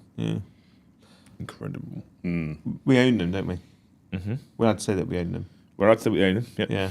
Because it's like. Can I say what colour I'm painting at the moment? No, because I don't want to push our luck. But I had this discussion with GW a while ago, and he was like, "Let's be honest. They know everyone knows you're getting 40k preview stuff. So when we say it's going out on Saturday and the NDA lifts, they can assume you've got them. Still can't share anything. Still can't show anything. We can say we've got it. That's where it stops. Good, right. Low Monkey Productions. Welcome to Jarl tier. What a legend! I'll be starting the giveaway soon for the Jarls and above. So if you want access to a combat patrol or spearhead box of your choosing, let's face it, no one's really playing AOS anymore. Then you can get yourself in the. I love AOS. Can we just say how nice those Soulblight Gravelord kits were, by the way? I completely forgot they got announced. You said that you didn't like this review show. You said it was. No, I terrible. didn't like it. I said I was underwhelmed. But I said it was a solid 7 out of 10. I was like, I thought it was really good. I was problem is, full Joe, excite all the time. The problem is, Joe, is the one they did before. For me personally, and the problem is with a lot of this stuff is it's very subjective, right? I love Guard. Yeah. I specifically love Krieg. I fucking love Eldar. Yeah. Right. So when they do a preview show with 2 40k reveals at the start and the end, one being Krieg and one being Eldar, for me that's going to be a 10 out of 10 reveal show. Yeah. And actually, on that reveal show, everything in between was pretty solid. Even the fucking Gloom Sprite on Wolves was cool as shit. So it was a really solid. Just ignore that Crawlboy's character. We'll ignore him. That's why you might not like it. But for me, that becomes a 10 out of 10 review, right? Yeah. And then this one, I liked most of the Emperor's Children, but I've been through it already. There's a couple of models in there that I'm not a fan of. I'm with you. The basic infantry kit looks kind of boring. It's just like a CSM upgrade. It's not a CSM upgrade, but it looks like a CSM upgrade. Weird chonky stand there doing fuck all with the big backpack man, I think is an awful model. Again, personal preference. And then I looked at like Soulblight stuff. I like Soulblight. I like the idea of zombies and vampires. And if I'm gonna, werewolves and vampires. And if I'm gonna play an army of werewolves and vampires, I want to play werewolves and vampires. I don't want to play skeletons. I quite like the skeletons they reviewed. The skeleton infantry looked okay, and then you got the weird dude with the giant hat. I like the cavalry guys. Do you know one thing I did say though? Giant dragon man. Oh, that was so cool nice. as shit. What a model! That was a right back. So you made your own one of them, didn't you? I made my own one, yeah. So the Prince Vordry. So I was like, if we're getting Soulblight, here's my wish list of things. So I was like, new Graveguard, new cavalry, horse, vampire man. I was like, that's all I want. That's all I really care about. And I got all of those, right? And the reason I'm excited for the new Graveguard is because the current Graveguard kit is horrible. Yeah, it's a bit shit. It looks terrible, and it is a nightmare to build. So this reveal show was much more catered towards you. It was, and I was like, I got a vampire guy. I got a new big vampire. I want 2 of those kits because I want the new Vordry, but I want the big angry dragon on its own. Which you can take in a death army as well. Yeah. That's cool. Which is really, really good. I mean, don't get me wrong, chat. All joking aside, I've not forgotten about AOS. I have an eye firmly on AOS because I think it's incredible. I've spoken to the Thanes about this. Our algorithm, when we started covering AOS, went in the toilet. Our algorithm, since we've stopped AOS, and we haven't stopped AOS because we've stopped AOS. We've just stopped AOS for now because of what's going on in the world of 40k. There's a lot of 40k and it makes sense to showcase the things that are currently the exciting new things. And there's a lot of stuff going on with 40k. Guard is a big release. Eldar is a big release. So we've not quit AOS at all. I was playing it like a week before Christmas at Warhammer World with a friend of mine. Yeah. Right? So we're not giving up on AOS at all. It makes sense to do what's going on in the world of Warhammer in general at the moment that is the most hype. And actually, the shocking fact of the matter is, in the last 5 to 6 weeks since we've not touched AOS, our algorithm has recovered. And everything's going back up again. I'm like, don't show me that data. Yeah. I mean, if it stays on track, the 40k release is going to be coming thick and fast Well, as well. Like, exactly. Do Emperor's Children coming immediately after Eldar. Do members only things affect the numbers, the algorithm? I think yes, but I don't know for certain. I need to speak to my partner manager, and I got an email through a week ago, I think. Saying I've got I a new don't partner want to manager. suggest it, but if it doesn't affect the algorithm, then it might be worth saying like we could do AS, but it's members only. You know, Maybe we're those paywall douches now. But I want to play with skeletons and vampires and dragons. and we won't not play with skeletons and dragons. Don't be wrong. How did you feel about? Because I didn't watch your stream the other day. How did you feel about High Elves? I couldn't give a fuck. Yeah, it was just I saw it and I was like, I had those 20 years. I can apply a general rule to everything Old World now. When Old World was announced as being brought back in, I was incredibly excited because I liked fantasy. I liked Fantasy 7th edition. I liked Fantasy 8th edition. So I was incredibly excited for Old World. Then when I found out that 90% plus of every single model range coming out was just old kits at modern day prices, I categorically decided they could shove it up their fucking arse. Because I don't know why. So the majority of Old World players, not all, but the majority of them, myself included, I had a full High Elf army. I had 4,000 points of High Elves. Back in the day, and I either sold them on eBay or got rid of them all because they killed off Old World. We've bought it back, and you can buy it all again at a higher price. It's the same shit you had 20 years ago. Fuck off. Not a chance. I think Not a chance. I think what they should have done is gone, like, here are your Old World kits, but they also go, here is movement trays with square bases that you could use Age of Sigmar models on. Because someone said, I'm going to use, I think, and I already know so many people that have already said this to me as well, is they've gone, I'm going to use a new Soul Blight for my Old World army. Yeah, you definitely could. So the other thing is, like, so they did do a couple of new High Elf characters, which look quite nice. I'll give them credit. But this is something also that will enrage certain people. I fucking hate square bases. Yeah. I don't like them. I don't know what it is. There's something for me in my weird tism brain where a round base on a tabletop is so much more aesthetically pleasing to me than those hard angles. The square bases. It's a really pathetic little thing. Well, the thing is though, right? So I don't mind it when it's like a whole unit of square bases, but if it's just one dude. The problem is that round bases do look better. They're more aesthetically pleasing. But the square bases make sense for the ranking. The bit where I don't like the square bases in Old World is in things like skirmishers because they don't rank up. They move as like that is big weird. Screen. And that's why I'm like, skirmishers should be on round bases and then everyone else should be on square. Yeah. But then that becomes a problem in itself as well. What I thought was interesting on the roadmap for Old World was it looked like one of the armies that they were previewing was Carthay, which never existed before as an army in Old World. I'll be absolutely amazed if they brought out an entire new army for Old World. It's interesting because at the moment, if they do that, I'll be semi-interested because at the moment, let's be honest, Old World is a cash grab because there were still so many people playing. Because everyone was just playing it with other rules. Like, what I want to do now, they're releasing the new Graveguard kit and stuff, is that I want to run my sort of like Grave Lords in Old World because you could just buy movement trays. I was going to say there's literally movement trays which have circle inserts. So I could just use my army as it is. The only downside is that they base the measurements of the basis of what they used to be. So like Blood Knights have had a new plastic kit, right? And I don't think you could buy the old metal ones for Old World anymore. So if you want to use Blood Knights, you have to try and fit the current Blood Knights on these tiny little rectangle bases, and that bugged me. Yeah, I really like the idea of a rank and file and a lot of movement, like tactical stuff. Yeah. It's almost like a chess game at times, the movement phase in Warhammer Fantasy. And then when I saw that it were all old models, and the High Elf range, I wanted to be super excited. High Elves are my favourite. I then got Empire of Man because High Elves are so incredibly broken. I have a history of picking an army because I love the aesthetic, and then finding out that it's the most broken thing in existence. It's always elves. They're always elves. You always have elves. GW just always makes them broken in every game in every edition. Oh yeah. By the way, don't know why. Lumineth will like it at the start of 4A as well. So by the way, your standard elf in Old World has shield, spear, and bow. We're going to make them. They're all like super fast, super high skilled. Are they weaker? No, they're tougher. So yeah, so you could, if you are a Jarl, win a combat patrol or spearhead box. Yeah. Anyway, Lively Planet Dan, thank you for the 5. CSM are somehow caught between Space Marine aesthetics, body horror stuff of the new cultists, and odd super derpy trim. The trim also doesn't excite me. I think that is exactly it though. Like they're being pulled in like 4 different directions of like all the different ways people want to play CSM. Yeah. Whereas like the God specific legions, they have a very clear you're going to do this style. Well, what I find funny about Chaos Space Marines as an army, especially when you look at like the Chaos Space Marine community, as a whole, right? I try not to look at them. You try not to look at the great unwashed as we are.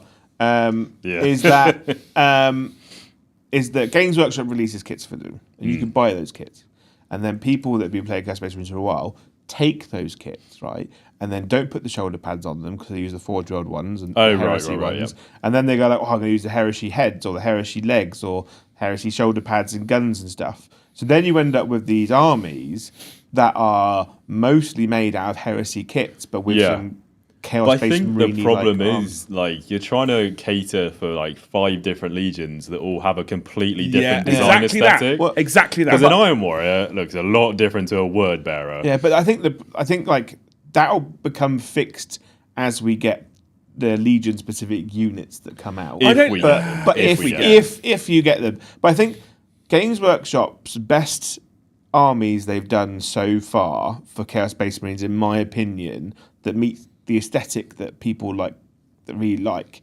are like Thousand Suns, right? I'd say Death Guard. And Death Guard, because those are stuck very specifically to their heresy roots. They've all been the heresy armor, apart from Thousand Suns have got a more elaborate Rubik Marine design, right? Because they've come away from their heresy armor, which is weird. But then we're almost in a situation now, and I hate to say it, but it's tested and proven with the 4 specific god ones. Less is more with units. So we've got to a situation now where Chaos Space Marines have got access to loads and loads and loads and loads of units, right? Yeah. And they're all a bit meh in terms of rules quality, and aesthetics are a bit all over the place, as we know, because they're all kits. Whereas World Eaters, Emperor's Children, Thousand Suns, Death Guard have all got limited model ranges, and they all tend to be really, really good, fixed, nice aesthetic. Yeah, I think you're right. And I was one of those people when they announced Plastic Heresy years ago. I had planned originally to essentially make an Emperor's Children Chaos Space Marine army for 40k using heresy kits completely. Because I was like, for as far as I was concerned, at that time, looking at any of the chosen Chaos Terminators, etc., I was like, none of these fit Emperor's Children for me. Yeah. They don't look right. Do you know what I mean? And 100%. Emperor's Children are Chaos Space Marines, and these are Chaos Space Marines, but they don't look right. This like leaks back into what you were saying then about an Iron Warrior doesn't look like a Word Bearer, and a Word Bearer doesn't look like a Night Lord, and a Night Lord doesn't look like someone from the Alpha Legion. They have, and this is the thing, Chaos Space Marines as a general like codex they're always going to struggle with models and aesthetic with generic spiky man with a bit of trim. Yeah. And then you paint him silver or blue or Night Lords, and I'm like, no, but that's not. They look so different. Yeah. Like I would argue that I would argue the difference between an Iron Hand and a Salamander for certain, especially things like Primaris Marines, if you think about the narrative, is quite limited. It's just the colour. It is the colour and maybe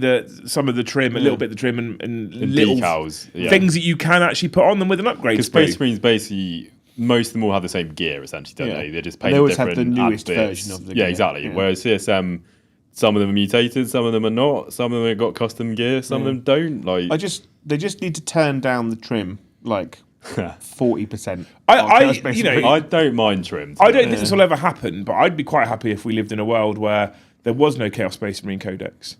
How dare you? No, because what I would like to see, Joe, is after Emperor's Children come out, we then get Codex Black Legion. Yeah. And then guess what? Abaddon can't lead Iron Warriors. Yeah. Because he's in Codex Black Legion. And then you get Codex Iron Warriors. And then you get Codex Alpha Legion. And I'm conscious that people are going to take the piss right now because we've whinged forever about the fact that there's so many rules means it's impossible to get it balanced.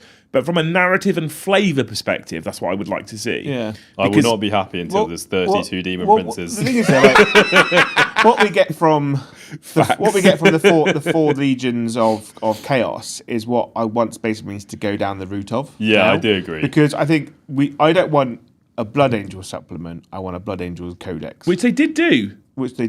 Yeah, I really think they should go back to that. Yeah, and then I want a Dark Angels because the thing is though, when you look at World Eaters now, you don't have access to bikes. It's basically anything. Raptors. You don't have access to much, right? You've got like 5 units. But that's because that's World Eaters as an army, right? Apparently. Thousand Suns, Death Guard, Emperor's Children have access to some, but not everything. Yeah. Right? And I think we should look at that with Space Wolves, Blood Angels, Dark Angels, and you have access to these army-specific units and a few other things. If you want to play generic Space Marines, you can have access to the other stuff. I think it'd be easier to balance it then as well, because then you could have, because obviously like World Eaters, the points for a Forge Fiend is less than it is in a CSM, so you could go Blood Angels, like jump back into Cessors that cost more. Yeah, and then we would then have problems with things like rules bloat, etc. So I think there's never a perfect fix, but you know. It's interesting, isn't it? I think for me, one of my biggest problems whenever I try and start a Chaos Space Marine army is I find it really hard to match the aesthetic that I think whatever it is I'm making should look like. Whenever I've looked at it, I just find that I'd rather go down the route of one of the like god specific ones. To be honest, it's much easier because like if you go that's you just have a strong vibe for whichever one you pick. Then the problem is they've got the range is that like you go the heresy exists, right? So if you pick Iron Warriors. Heresy Iron Warriors have got a very specific playstyle and aesthetic, and you want to do that in 40k because they still have that playstyle and aesthetic. But I have to really force that in. With Iron Warriors, I think more than most, you have to really force in the narrative stuff. Yeah. Chat. We are 8 members away from the normal target of 100. 8 away, Joe. Good number. Mr. the Ballsack carrying you a little bit here. There's 342 people in chat right now, just so you know, and we've only got 163 likes on the stream. Or someone did point out, so Black Legion allow units from the other Chaos Gods to join their warband. It does mean that Black Legion will now have access to new Noise Marines. No, they'll get the Battle Line one. Will they? Because they only get Battle Line ones from the I don't know, because Legions. they've got Khorne Berserkers, Rubric Marines, and Plague Marines, so it makes sense they get Noise Marines. But all those are the Battle Line ones. They are, yeah. If I had to guess, I'd probably get the Battle Line. I tell you what, if they make Noise Marines a Havoc type equivalent and then also make them Battle Line, that'd be fucking baller. I reckon there'll be a Noise Marine detachment where they become Battle Line. Yeah.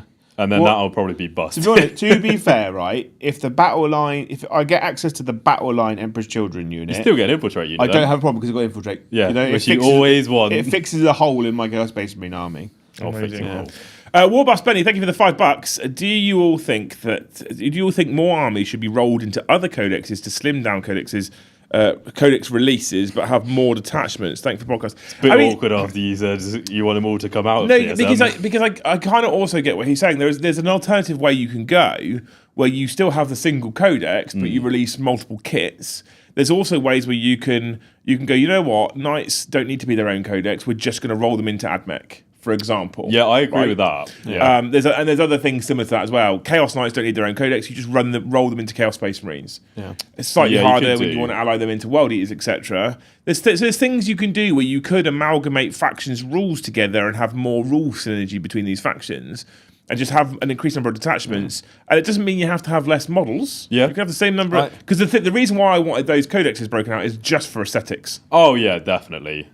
I'd rather just have more models. I would like to see the Knights specifically get rolled into other codexes. Yeah, definitely. Because I don't like the Knight army as it is, because the current Knight army forces. We talked about this before. The current Knight army forces you into baby Knight spam. If you want to be competitive. Right? If you want to be competitive. But if they roll Knights into AdMech, you're more inclined to see more big Knights around. Because you go, cool, like I've got 2-3 big Knights, and then the rest is filled with AdMech units, not just loads of annoying little baby Knights, you know?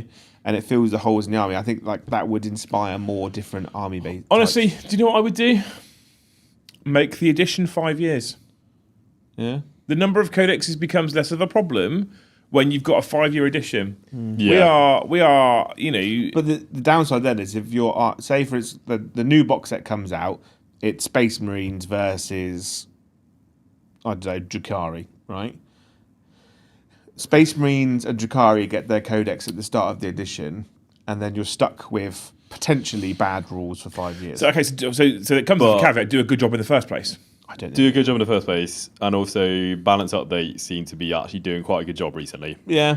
If you again, we're not going to labour this point, but if you lean into digital rules, having bad rules at the beginning is not a problem because you can just update them. Yeah. You can just change them on the fly rather than it having to be a book that comes out. Yeah, because you can still do updates. You just don't have to do an entire new edition. Yeah, it's interesting, isn't it? Like I think if you go 5-year release cycle is about right for me. 3 years is too short. We're already talking about can they get them all out by the end of this year? 3 years is fine if you shotgun every codex out in the first year. Well, this is which they won't do. This is the thing. Like we're talking about whether they can get them all out within this year, because then it means that some armies will have at least 6 months with at least 6 months in a 3-year cycle with their codex. Don't forget that when they released 10th edition, they were like 10 for 10. 10th edition for 10 years. You know, that was the rumor that was pushed around. I did I not don't- hear I mean, that they at didn't all, say to be that. honest. There's no way they said that. I didn't even hear a rumor. I'd heard the rumors. They'd already out. Were you just talking to yourself in the mirror? Yeah, this is just social media people being social media people, because Games Workshop never said that, because their 3-year cycle has been in for a while. I would be, if they did the 5-year thing though, it would be a bit sad if you had to wait 5 years for your codex.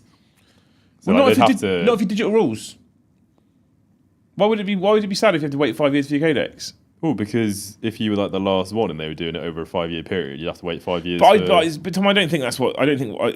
I haven't ironed out the nuances. But No. I think what they do is they go 5-year cycle. Edition comes out with every faction's rules. Oh, really? Yeah. Okay, yeah. You wait for your codex, full of narrative and painting Fun guides and stuff. cool images and maybe cool narrative missions and extra things that you can do. But for your actual rules to Yeah. play the game at a relatively competitive level or at tournaments, out straight away. Yeah. Because we're also in this weird world. Hang on, we're also in this weird world. We have an imbalance at the moment, whereby you potentially have a player who's played Space Marines, right? Yeah. Who come out at the start, and then we've got a player who's playing, I don't know, for sake of argument, Votan. Yeah. Who've got shit detachment in the index. alright. It's They had to buff it 3 and times. then so at the moment you've got a thing where I've got 1 detachment, I'm going to a tournament and I'm playing a Space Marine player who's got access to 10. More than 10 now. Can I just say, that's already happening in Age of Sigmar, and you've complained about it. No, I haven't complained about You it. said you don't like the fact that Codex come out and nothing's changed. Well, yeah, exactly. But that's different. But I'm not to- talking about them releasing a codex with rules. I've just said about releasing a codex with narrative missions and with painting guides and with lore and narrative. Yeah. Not with rules. They Not could going, actually- here, yeah.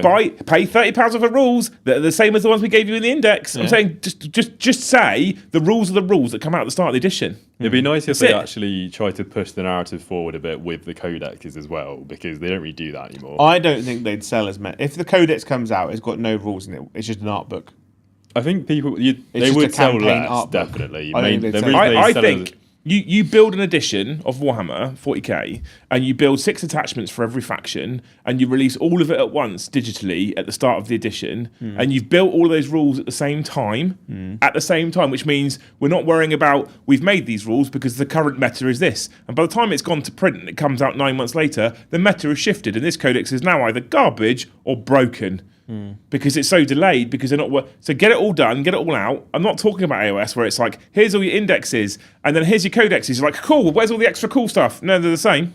It's the same, you just got to pay for it now. It's got pictures and painting guides and stuff. It's got less painting guides than the last edition, you're right, It's got It's got less and worse painting guides than the last edition, you're correct, yeah?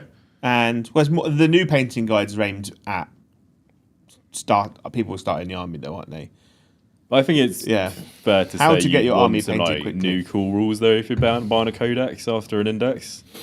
If you're buying a codex which has got rules in it, Yeah. and you know that there's going to have rules And in that's it, why you're buying you're it. going to want more from More the than thing the- you're yeah, yeah. paying £30 for than the thing you were given for free at the start of the edition. And that's true. my problem with it. I think if you're going to release it, if you're going to do all the rules at the start of the edition, you just don't do codexes at all. I think you should Because still if you release an art book for that army, you might as well just. I think you can do some incredibly sexy things with codexes I think you'd still sell a with lot. removing rules out of them, essentially. But then it becomes a case of you only buy that book if you really like that army. Of course, yeah.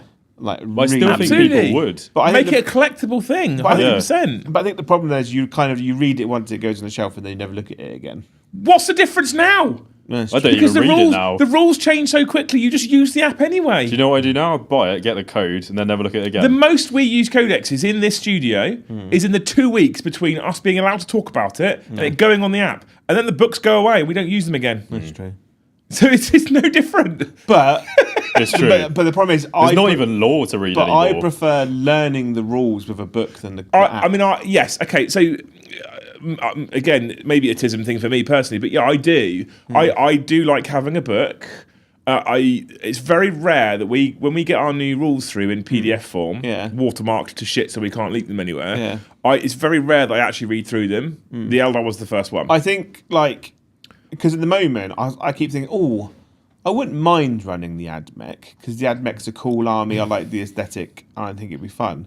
But then I'm like, if I have to learn the army, because everything has changed in Yeah. that book. It's not the same as what it was in the book. And then I'm like, I have no interest in learning this army, because I have to learn it through an app.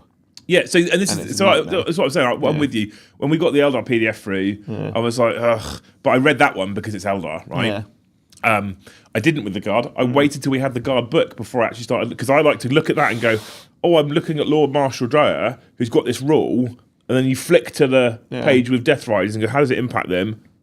And you flick back, and I like to do that. Yeah. I do. But I think for the sake of balance, for the sake of people not having to wait 3 to 5 years for their codex, for the sake of imbalance between a player who's only got access to a single index versus a Space Marine Dark Angels player who's got access to 11 fucking detachments, I feel like I'd be happy with go full digital for rules. I'd happily, like, say for instance, like I was like, oh, like I'm interested in orcs. I kind of know what they do because my mate's been playing with them. What does this unit do? I'd like to be able to go, pay £10, have access to Codex done. 100%. But I Yeah, wouldn't for have an sure. issue with that. And people are like, oh, Games Workshop would make less money. And I'm like, but you create the PDF file, you upload it to the app as a company, right? And then it's just free money after that. But okay, but when people say that though, let's look at this slightly differently. Let's imagine you weren't on the channel, right, and you had a normal job, normal wage, and you're just playing Warhammer as a hobby, right? Are you ever going to buy the Orc Codex at the moment to look at some rules? I might do. Say obviously, if it did this, like my friend Ash plays, wants to play orcs. You play orcs. Yeah, I go to tournament. But you're going to go and pay for a £35 book? I'm not going to pay for £30. No, right, good, okay. But would you then just, especially because it'd just be on the app and you just press and scan your thumb, would you then just pay £10 for access? I'll pay a tenner, right? If I'm going to a tournament on the 100%. weekend and my first opponent is orcs, I'd be like, So what we're saying is, got some time. What we're saying is the done. likelihood of you buying the book at 35 quid is almost zero. The likelihood of you buying the rules for £10 is almost 100%. Yeah, So they're making more money. they're making more money. Yeah, 100%. Right, they're making more money, and also like but then it's like if I decide to then collect orcs, I go, well, I've got the rules on the app. I can write my list there, but I might go buy the codex anyway because it's easier to learn. So what they're doing is they're double monetizing someone like me. Yeah. Because I'd buy the codex for when I want to start. Obviously, if I want to start playing AdMech now, I wouldn't bother buying the codex. No. It'd be a waste of time. Which was weird because you kind of have to yeah, get but, the code. But now I Yeah, have you to would buy have it. to. Yeah. I kind of prefer learning the rules on the app, to be honest. But then it's the I find same it easier time, to I'd be like, find stuff. I'm just not going to play AdMech, you know? No. Because AdMech looks way too much mental strain to. Yeah. There's some things I would like the app to do, which I don't know if it could do. And if they made a couple of slight tweaks and changes to the app, I would fucking love it, right? So, for example, I would like units to have an option with a button to cross-reference each other depending on who's the leader and who they can lead. Yeah, so I again, would. if you go into Space Marine Captain, this model gives this unit blah, right? It can lead unit with a hyperlink, click, drop straight down to the unit. Yeah, 100%. And then this unit can be led by, click, go straight back up to captain. That's the equivalent then to be flicking I between think- pages. Or I you would definitely can like it attach for the unit that's being led to also show who can lead that. Yeah, and then so that's like flicking through the pages. Yeah. And then when you go into the roster builder, what I would like you to be able to do is when you go into your character where you select the war gear, it also gives you all the units you've listed on your roster, and you can click the one that it attaches to. And then when you go into battle, what's it called? Battleforge. Battleforge, thank you. Yeah. It shows it as a single kind of data Yeah, for sheet sure. leading together. So then you've got the rules straight away. You know what's in. Like that's what I would like. I don't feel like they're complicated changes, but I'm No, not. I an think app they could developer, so- definitely polish it up a bit and get it to a higher level. But I still think it's very good at the moment. I think it's for incredible as learning an an app. army. I just think that they are monetizing it in an incredibly fucking greedy Oh way. yeah! Do you remember when that bingo card where one of the things was to pay them monthly for Warhammer Plus? The bingo card was also basically buy loads of models from us. So Yeah, true. It was but all at least kind of that's- money. I think that's so, fun. like, in terms of integrating it into the app, it's not a problem. When you buy a voucher from Games Workshop, an e-voucher specifically, you buy it and then they email you the code, right? And then when you want to buy something or you want to give that voucher to someone else, you just give them the code, they put it into the website and they go, cool, you've got £20, £50 credit on your account now. Yeah. There's no reason why in the Space Marine section it doesn't go, buy Space Marine code. I know, I think so. I And then agree. you just take that code and put it into the app. But what I'm saying is, I think at the moment we are in a place where a lot of people go, I like to have the book and I like to flick between the rules. You and I have said that Yeah. specifically. And so if someone came into GW as in charge and went, we're going to get rid of these books for rules, we're only going to go digital, I don't think right now at least it's strong enough to please everybody.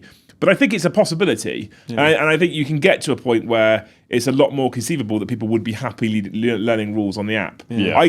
I love using the app, and one of the things I do like about the app is I can be sat in a car park waiting for Luce to go and do something in town because I'm sat there waiting for her, and I can go, I wonder what Inner Circle companions do, and I don't have to go, oh, my fucking book's at home. Yeah. So I do like it. The reference thing is very good.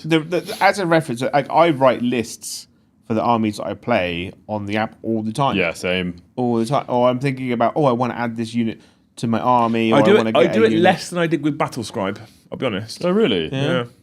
I don't. I find it a lot easier now. I don't have to do Battlescribe. The crafting lists in Battlescribe with the individual granular points and getting it to exactly 2,000 really made my brain sing happy but you'd be songs. able to do that now on the new app if it had granular points. You would, you would. Which it might do. The difference, but the problem with Battlescribe, one of the things that really did my nutting with Battlescribe, right, is you go like, I've got this unit here for like heresy, right, and I'd be like, I've got a unit of salamanders, pyroclasts.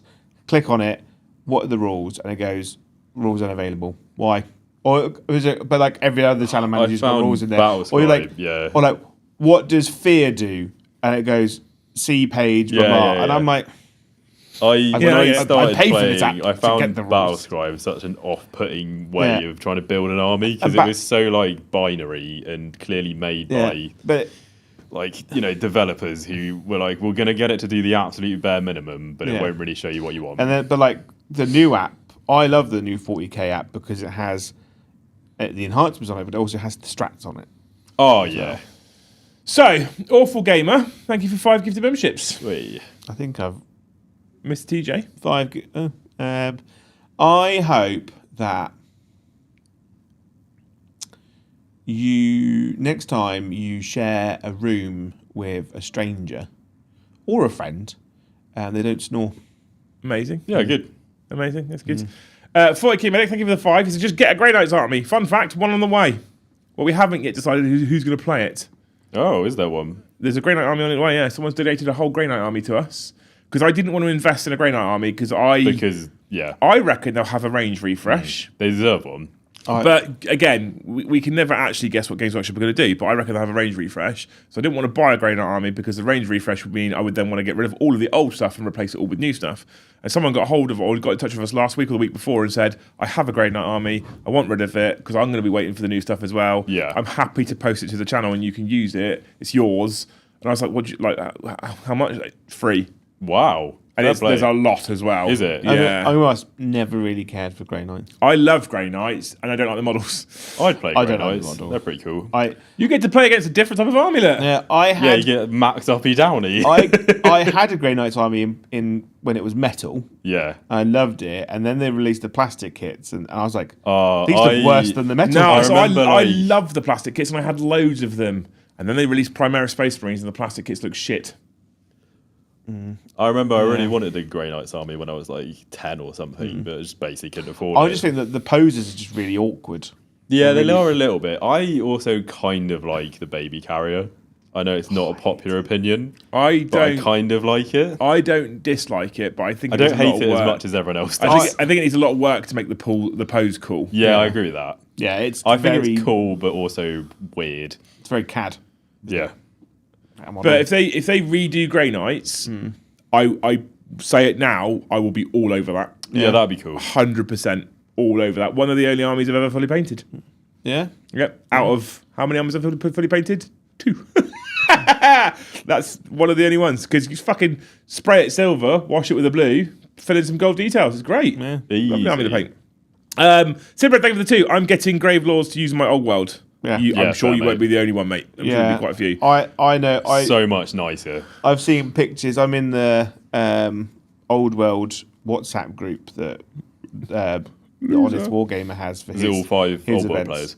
Yeah, It's all quite 5 a lot. of them. There's a lot of people in there, Yeah. and they're all and all the You wouldn't want to go to a pub. all the and like all the them. undead players are all just running new models. There's so many people that just use new AOS models for Old World. Lively Panda, thank you for the 5. I will look at Old World when they drop the Cathay models. Show me That's you give what a shit I about was the talking system and the setting, then you'll earn my money. Exactly that. Yeah, they might actually be releasing an entire new army for Old World. Yeah, I wouldn't be surprised. I think once all the books are out, They never did that one before. yeah, I It think was on Total War. once all the books are out and we go into the second edition, whenever that will be, probably in like 2 years' time or whatever, I think that's when we'll start to see the whole new release of new models.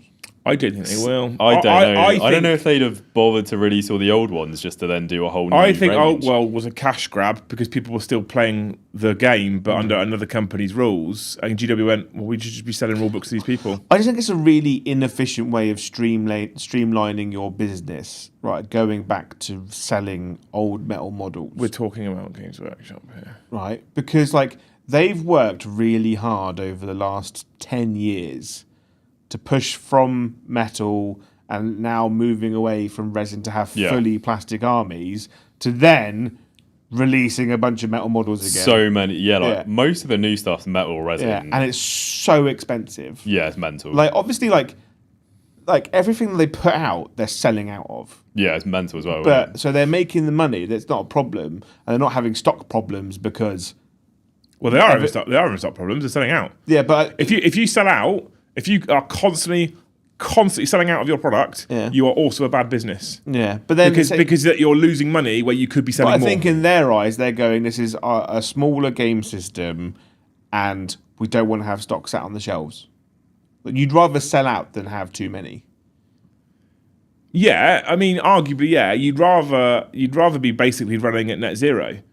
That's what you want to be doing as a business. You want to, as one goes in, it gets sold. As one comes in, it gets sold. You don't want to, because if you launch a product at 10 o'clock in the morning on a Saturday, within 2 minutes it's sold out, and you don't get any more for the next 4 weeks. There's 4 weeks of people that might come to your website to buy that product who then can't. You're just leaving money in people's pockets. But Yeah, it's because what are the odds that's going to happen with Eldar?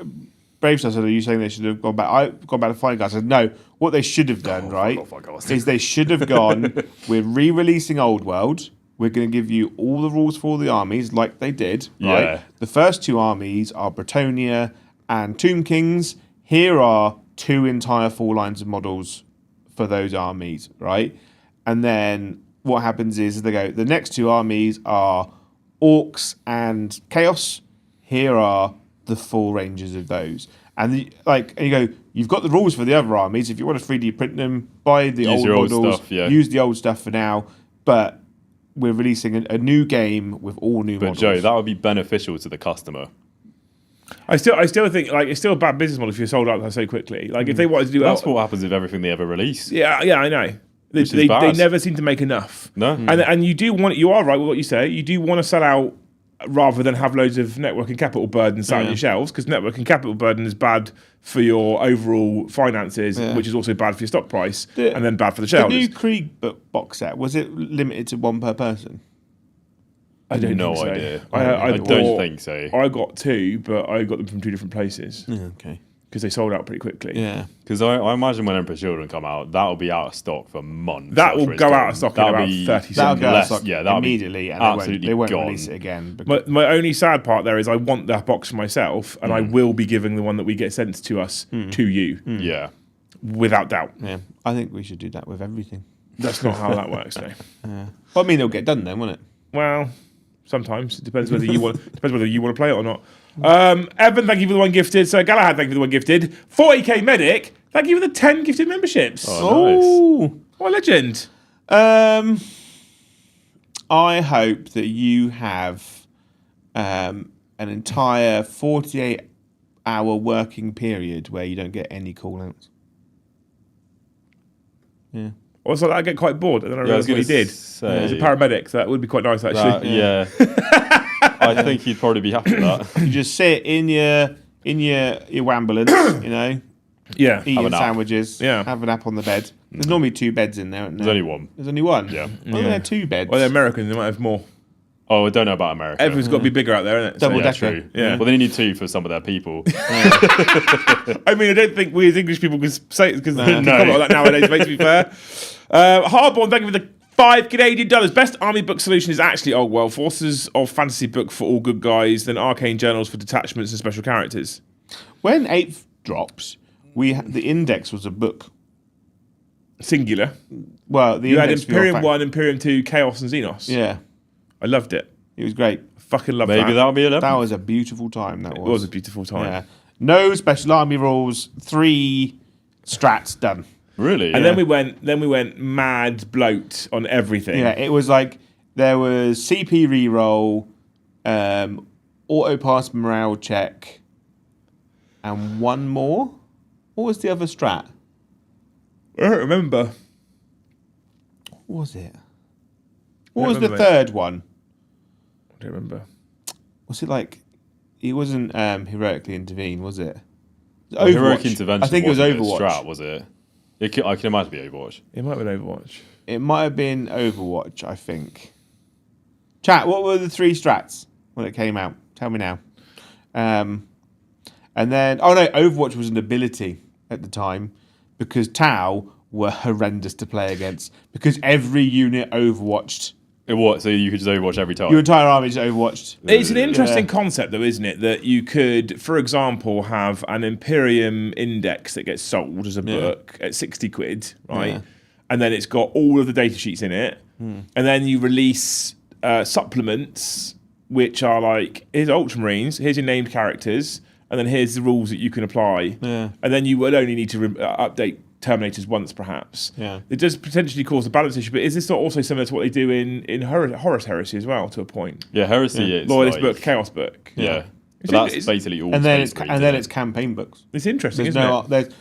and the I'd campaign imagine books might they'd have new split units. up in. Space Marines from Imperium if they did something like that. Maybe. There's It's a lot interesting. of Space Marines. It's an interesting concept. I'm not against it. Could be cool. Sam, thank you for the 5. Update edition. Keep Codex rules. Don't index. Just update to meet new words, rules applications. Well, that's what I think we'll Yeah, see I'll be in down 11th. for that. What we're seeing, it looks like what we're seeing roughly is 3-year editions, and every third, a complete edition wipe. It's because it was 8th, wasn't it? Were they? 8th was a wipe, yeah. Yeah, And then we had 3 years of 8th, 9th, 3 years of 9th, and then 10th was a wipe. Yeah.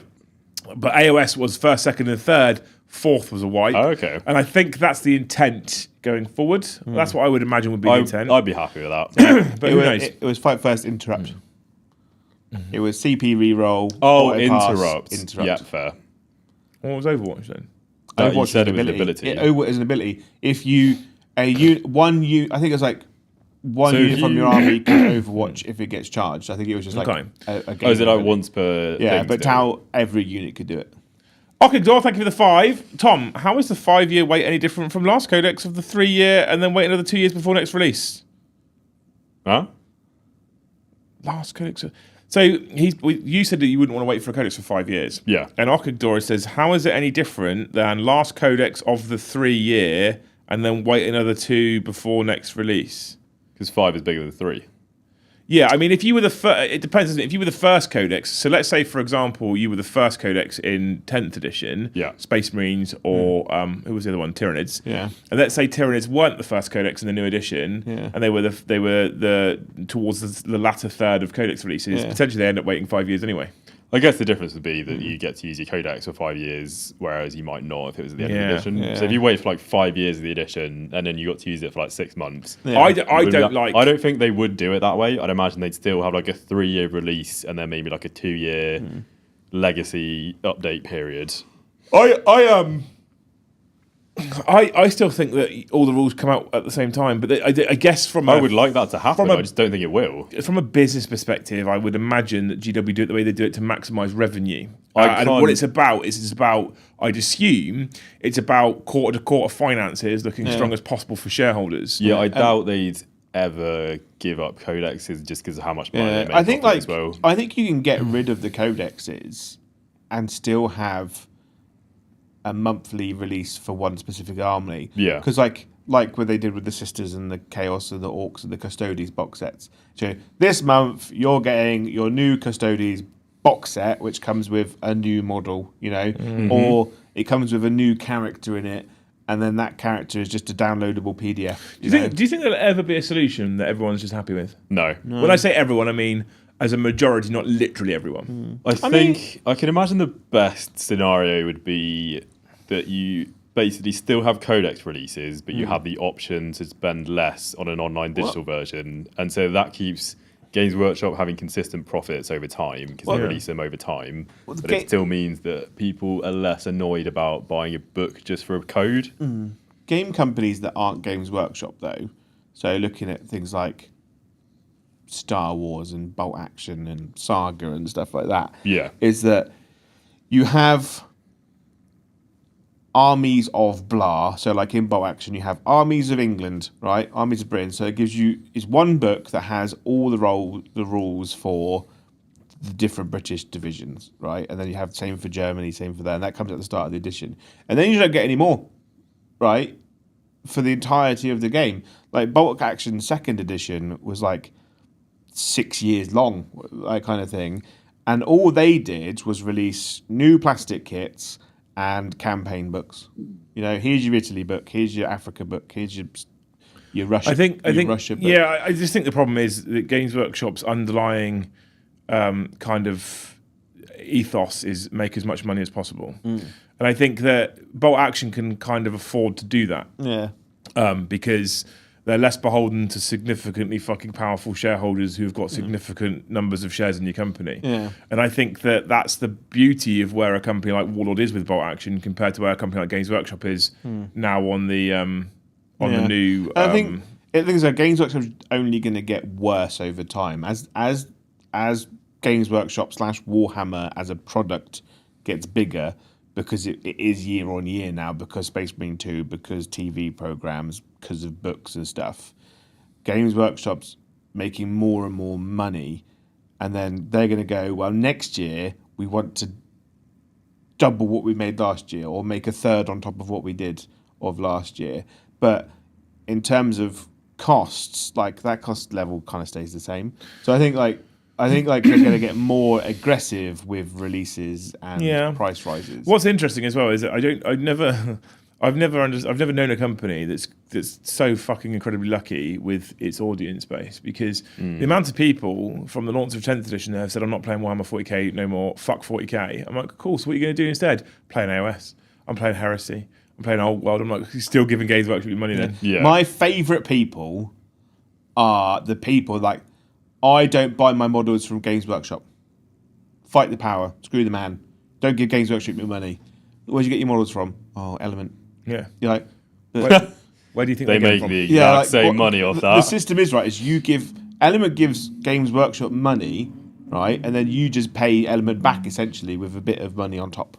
You know, because that's like how, like Firestorm do it. That's but Games how, Workshop do categorically make less money if you're buying from Element than you're buying from them direct. Oh yeah. That being said, they're still making a profit. They're still making a profit, and if the thing is with things like with independent retailers is, guess what? They hold the network capital burden. They take the gamble. They say, I want 5,000 Krieg boxes or 10,000 Krieg boxes or whatever it might be, and then Games Workshop will go, cool, off you go, have 10,000 Krieg boxes, and if they sell 2, that's on Element. Games Workshop, sweet, you've still bought 10,000 from us. Yeah, it's better for Games Workshop. It often is, absolutely. So and Games Workshop don't have to post it out to loads of people. They don't have to stock it. Yeah. You know, it's only in their benefit, really. It's on, like independent retailers are better for them, to be honest. Yeah. So, Sir Galahad, thank you for the 10. He says, some good news. I finally bought the Prior Nexus cards. Just in time for a new 40k season to start. Games Workshop really are inept at times. I'm shocked that they are a global dominant company game on, like we've just been talking about. Oh yeah, when is the new? We must be due a new. Well, they're annual, aren't they? Yeah, so it'll be sometime in the summer. The 6-month cycle of swapping rules and stuff. I'm actually enjoying Prior Nexus. I like Prior Nexus. So at the moment, I'm not missing the 6-month cycle. A whole year of it is quite a long time. I think because we're not that far into it. When did we get it? In the summer? Yeah, it's summertime. So the first one came out with the edition. Yeah. So around June, July time it changed, and around June, July time it will change again. We're barely like halfway through it. Oh.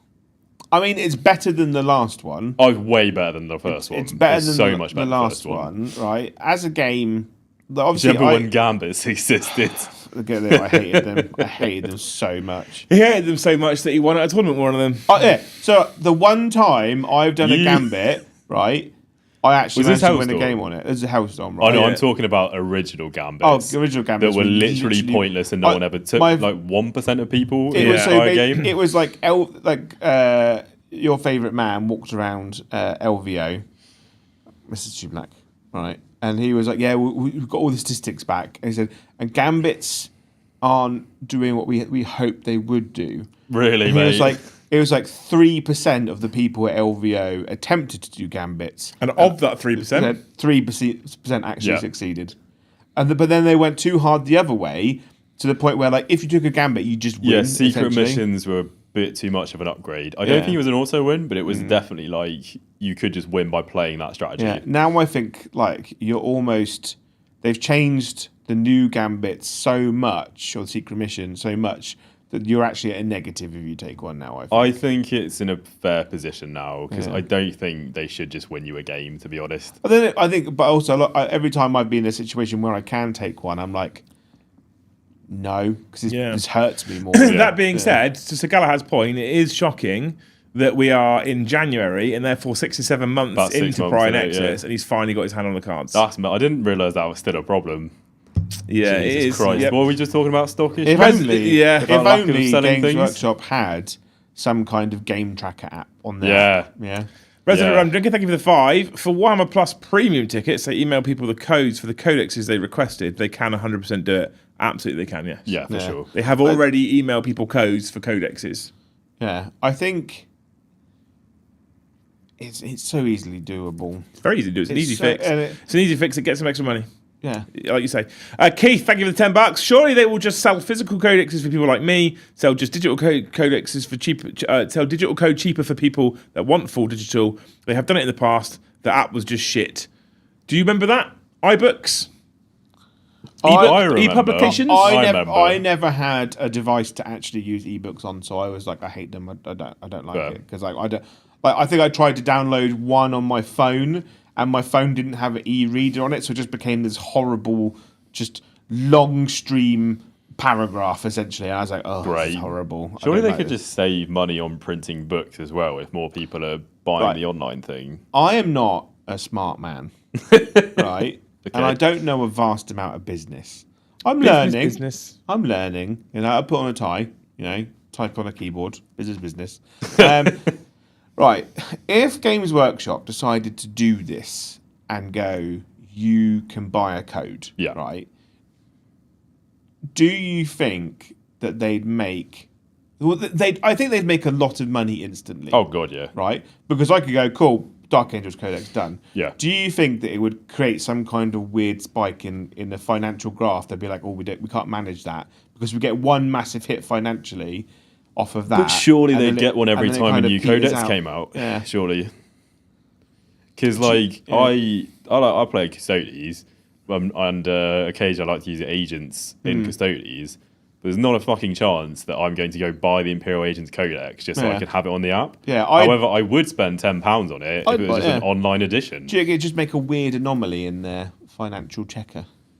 Well, if they initially did it when there was a bunch of codexes out already, yeah, they'd have a big spike, wouldn't they? Yeah. But then, I'd assume they just have a relatively large spike every time a new book came out. Yeah, but that's manageable, isn't it? Because Yeah. they know this will happen and That'll they'll go like happen that, now, and yeah, then they'll go like that. Whereas if they release it now, it'll be like whoop, and then Yeah, down, yeah, they'll be- and then this time next year they go like, why did we make an astronomical large amount of money this month last year? I don't think they'd And then they go, how do we replicate I that? don't this think year? they'd be upset about it, though. They wouldn't be upset about it, but then they go like, well, how do we do that again in the financial year? They would realise, though, surely, that Yeah. they would expect it to be less huge every time. Is this... Codex Demonkin. Oh, wow. This is an old e-publication. Look. And then what they Is also this had... just essentially the whole codex, but... Yeah, this is an old Codex ebook. Demonkin. So I can go into the contents here. Yeah. We can go down to data sheet, Demon Prince. There it is. Oh, yeah. You're only showing that to Tom. It's not very impressive to everybody else. There's the old Demon Prince I mean, model. yeah, it's just a PDF. It seems all right. That was the PDF version, and then what you also had is you had the game editions, which I've got somewhere here. Gamers edition. Let's download this one, Harlequins Gamers edition. Right, thankfully, because our internet is so fast that is now downloaded. Nice. Load. And then the Gamers editions, I don't know if you can see that there, Tom. Yeah. They had little like blue buttons, and what you could do is you could press the buttons, and it would give you Oh, that's kind of cool. the rule. It was. It's That's pretty good. it's really good. Why would you do that? One thing that really bugs me about the current app, which they need to fix, right? Yeah. Is when you type in, what is it called? Emotional breakout, whatever it's called. Emotional break. Yeah. Desperate escape. Desperate escape. Yeah. You type in desperate escape, and it goes. I don't know what that is. Oh yeah, that's true. That actually, really, when and they go it desperate doesn't just escape, go and it goes to- transports. And They you need click on the to transports make the and it doesn't- reference doesn't like have type. every single rule Yeah. and have it be easily searchable. Yeah. Because it will go to like some obscure section of the rules that might have it referenced in that section. Yeah. And then you have to go through that entire section trying to find out what and then- desperate escape And is. then you type in Reavers, for instance. I don't know if you right? guys can see this Yeah. on the screen, by the way, but this is like there's the weapons of the masks for the Gamers edition for Harlequins, and if you press the little blue button, boop, boop, he says, because I've got my fat hands all over the screen here, it's not working. Oh, Joe, can you press the blue button on like Neurodisruptor? I can't see it. The That word- one. Yeah. oh, There you go. he's done it. And the rules up there, look, straight away. Drop down. 12-inch range, strength 1, AP2, pistol, flashbang. Yeah. I like that. Yeah. I want more of that. Also, one thing that really bugs me, right, is you type in Reavers, right? So Yes. you're typing in the word Reaver, and you can see the drop-down section. yeah, The yeah, Reavers yeah. pop up. If you finish the word, goes away. They're like, Oh, cannot be yeah, found. yeah. I'm like, I've typed in the whole Typed in the word. Oh, exact Elements word. websites like that. Search Yeah, kill yeah. team, like kill team, guard, veterans, or whatever, and it's like it's right there, and then you press enter because it's just a habit of mine. It just fucks off. Yeah. Like, Or if you're on your phone, you just, BCP does that as well. yeah, if you do it on your phone, you just auto-complete word. There's You a know? lot. It's There's like, a lot of like second-rate search engines that just are like, oh no, there's a space. What do we do? right, I want some steak, Yeah. Oh, is it steak day? and I have to build my list for tonight as well. I have to write my list this night. Yeah, with old Eldar. What guard are you doing today, Joe? I think I might do the same detachment I took earlier, the all-infantry one, the recon one. I'm going to try and take all infantry Eldar then as best Yeah. I can. Have you painted anything else for it yet? For the Eldar? Is that a no? That face is a no? I started painting at 10 o'clock last night, Eldar. Did you? Yeah. I was just asking. You get a lot of free overtime out of me, but I just really like painting. I have started painting Eldar. There's nothing you can use today. Okay. Yeah. Maybe after Saturday. Yeah, or definitely after Saturday. Obviously, there are some units I have to do for your beachhead list that we sorted out last week, but you're not even sure if you want to take Eldar now. Yeah, I'll to take Eldar to beachhead. So, but I could have done those, started those last night, but then less stuff for next week. I'm just gonna I'll be honest with you. I think the beachhead list submissions the end of this week, and they probably can poke it. I'll just wait and see what you painted Well, and then submit it a day before. the thing is though, like after this weekend, I can then paint whatever Eldar you need for your tournament army. I do also want to paint that Eldar terrain that we've got as well. Yeah, it's quite sexy that That's Eldar cool. terrain. Ooh, what's been sent to us? Well, we have received an email. I've received 2. Oh, is there a new fancy thing? Anyway, thank you, wonderful human beings, for hanging out with us today on the Liam, Tom, and Joe show. Hopefully you've enjoyed Stream Deck Mobile. There we go. Hopefully you've enjoyed the show. Thank you so much for getting us through 100 members as well. You're amazing human beings. We ended on 104. You wonderful people. Wonderful, wonderful people. So tonight we are playing some Eldar versus some Guard. I won't be playing Armoured Warhost because it's shit. It's really pay 1 CP to get your army rule from the entire other It's detachment. one of the ones where you're like, nah. The other reason why I'm not playing Armoured Warhost though is because Joe wants to run the infantry guards attachment. If I run all Eldar tanks, he loses. Have a sad day. Yeah, you You do. might not lose, Yeah, but you there'll do. be a lot of dead people. I'm not running all. I can run. How many all horses units are you running? infiltrate. What? How many horses are you running? 20. Nice. Well, Yeah, 22, but technically. even if you don't take, I've got my 2 Rogue Dawn tank commanders, the fire prisoners go, lol, you had 2 Rogue Dawn tank commanders. Yeah, that's true. I got a sense. The infantry detachment, the recon detachment is infantry, horses, sentinels. Yeah. Do the horses get the rules for it? Yeah. Oh, good, cool. So there you go. So it'll be fun tonight. I'm going to try and tone the Eldar down from the index version before it gets turboed and Saturday. And then on Thursday, you're playing Tom with Guard as well, I think? Yes, That's the plan right now? I think that's on the thing. Basically, we've got a fly in the ointment that is Paddy. You know, 'Cause Is he wants trying to play. worm his way in? Yeah, he's always just trying He's trying to wheel his way to in. Tom. snuggle his way in. He's always trying Has to he not looked at the schedule? He never No, of looks at course the he is. He's an schedule. officer. Paddy's He has like, a man. He is that, not. He has a man that looks at his Schedules mean yeah, nothing. Paddy's to him. like, I've put myself available, which means they're going to want me. Yeah. I mean, usually that's true. That he sits on a throne that's basically an umpire chair. Like, Yeah. just, Yeah. like throw stuff at peasants. Yeah, The poor people. But yeah, I think So It depends. what if you- army are you running? I don't know. Not world eaters. I'll say As I that say, because you might cry. If you run World Eaters, I'm not taking. So I'm the happy artillery to. I could run like the Votan. I could run Chat like the Nurgle Demons one because that one's kind of funny. So I can either run artillery, generic index one. If you do the artillery one, I don't know if I want to run Votan with the 5-inch move. I think there's an argument to try and take the using the new guard codex, but with the bridgehead detachment. Oh yeah, have you done that one? I did it. Yeah. I did it when I came back after Christmas. Oh, okay, yeah. But that was with old codex. Yeah. Right, okay. So there is 2 more guard games this week. One tonight and one on Thursday. Tonight's about against Eldar. Thursday will be against something else. Who It's knows still what. guard, but it's a different detachment. I've already Wednesday night we've got the Warhammer show. Thursday lunchtime we'll have another Liam, Tom and Joe show. Friday evening we've got 40k After Dark. So the rest of the week is normal content for you wonderful human beings. Thanks for hanging out with us today. Hope you've enjoyed the show. If you haven't already, please make sure you smash that like button for us. 211 likes on the stream is amazing. Hopefully we'll see you tonight. If not, we'll see you in the next one. Bye. Have a wonderful time. Bye.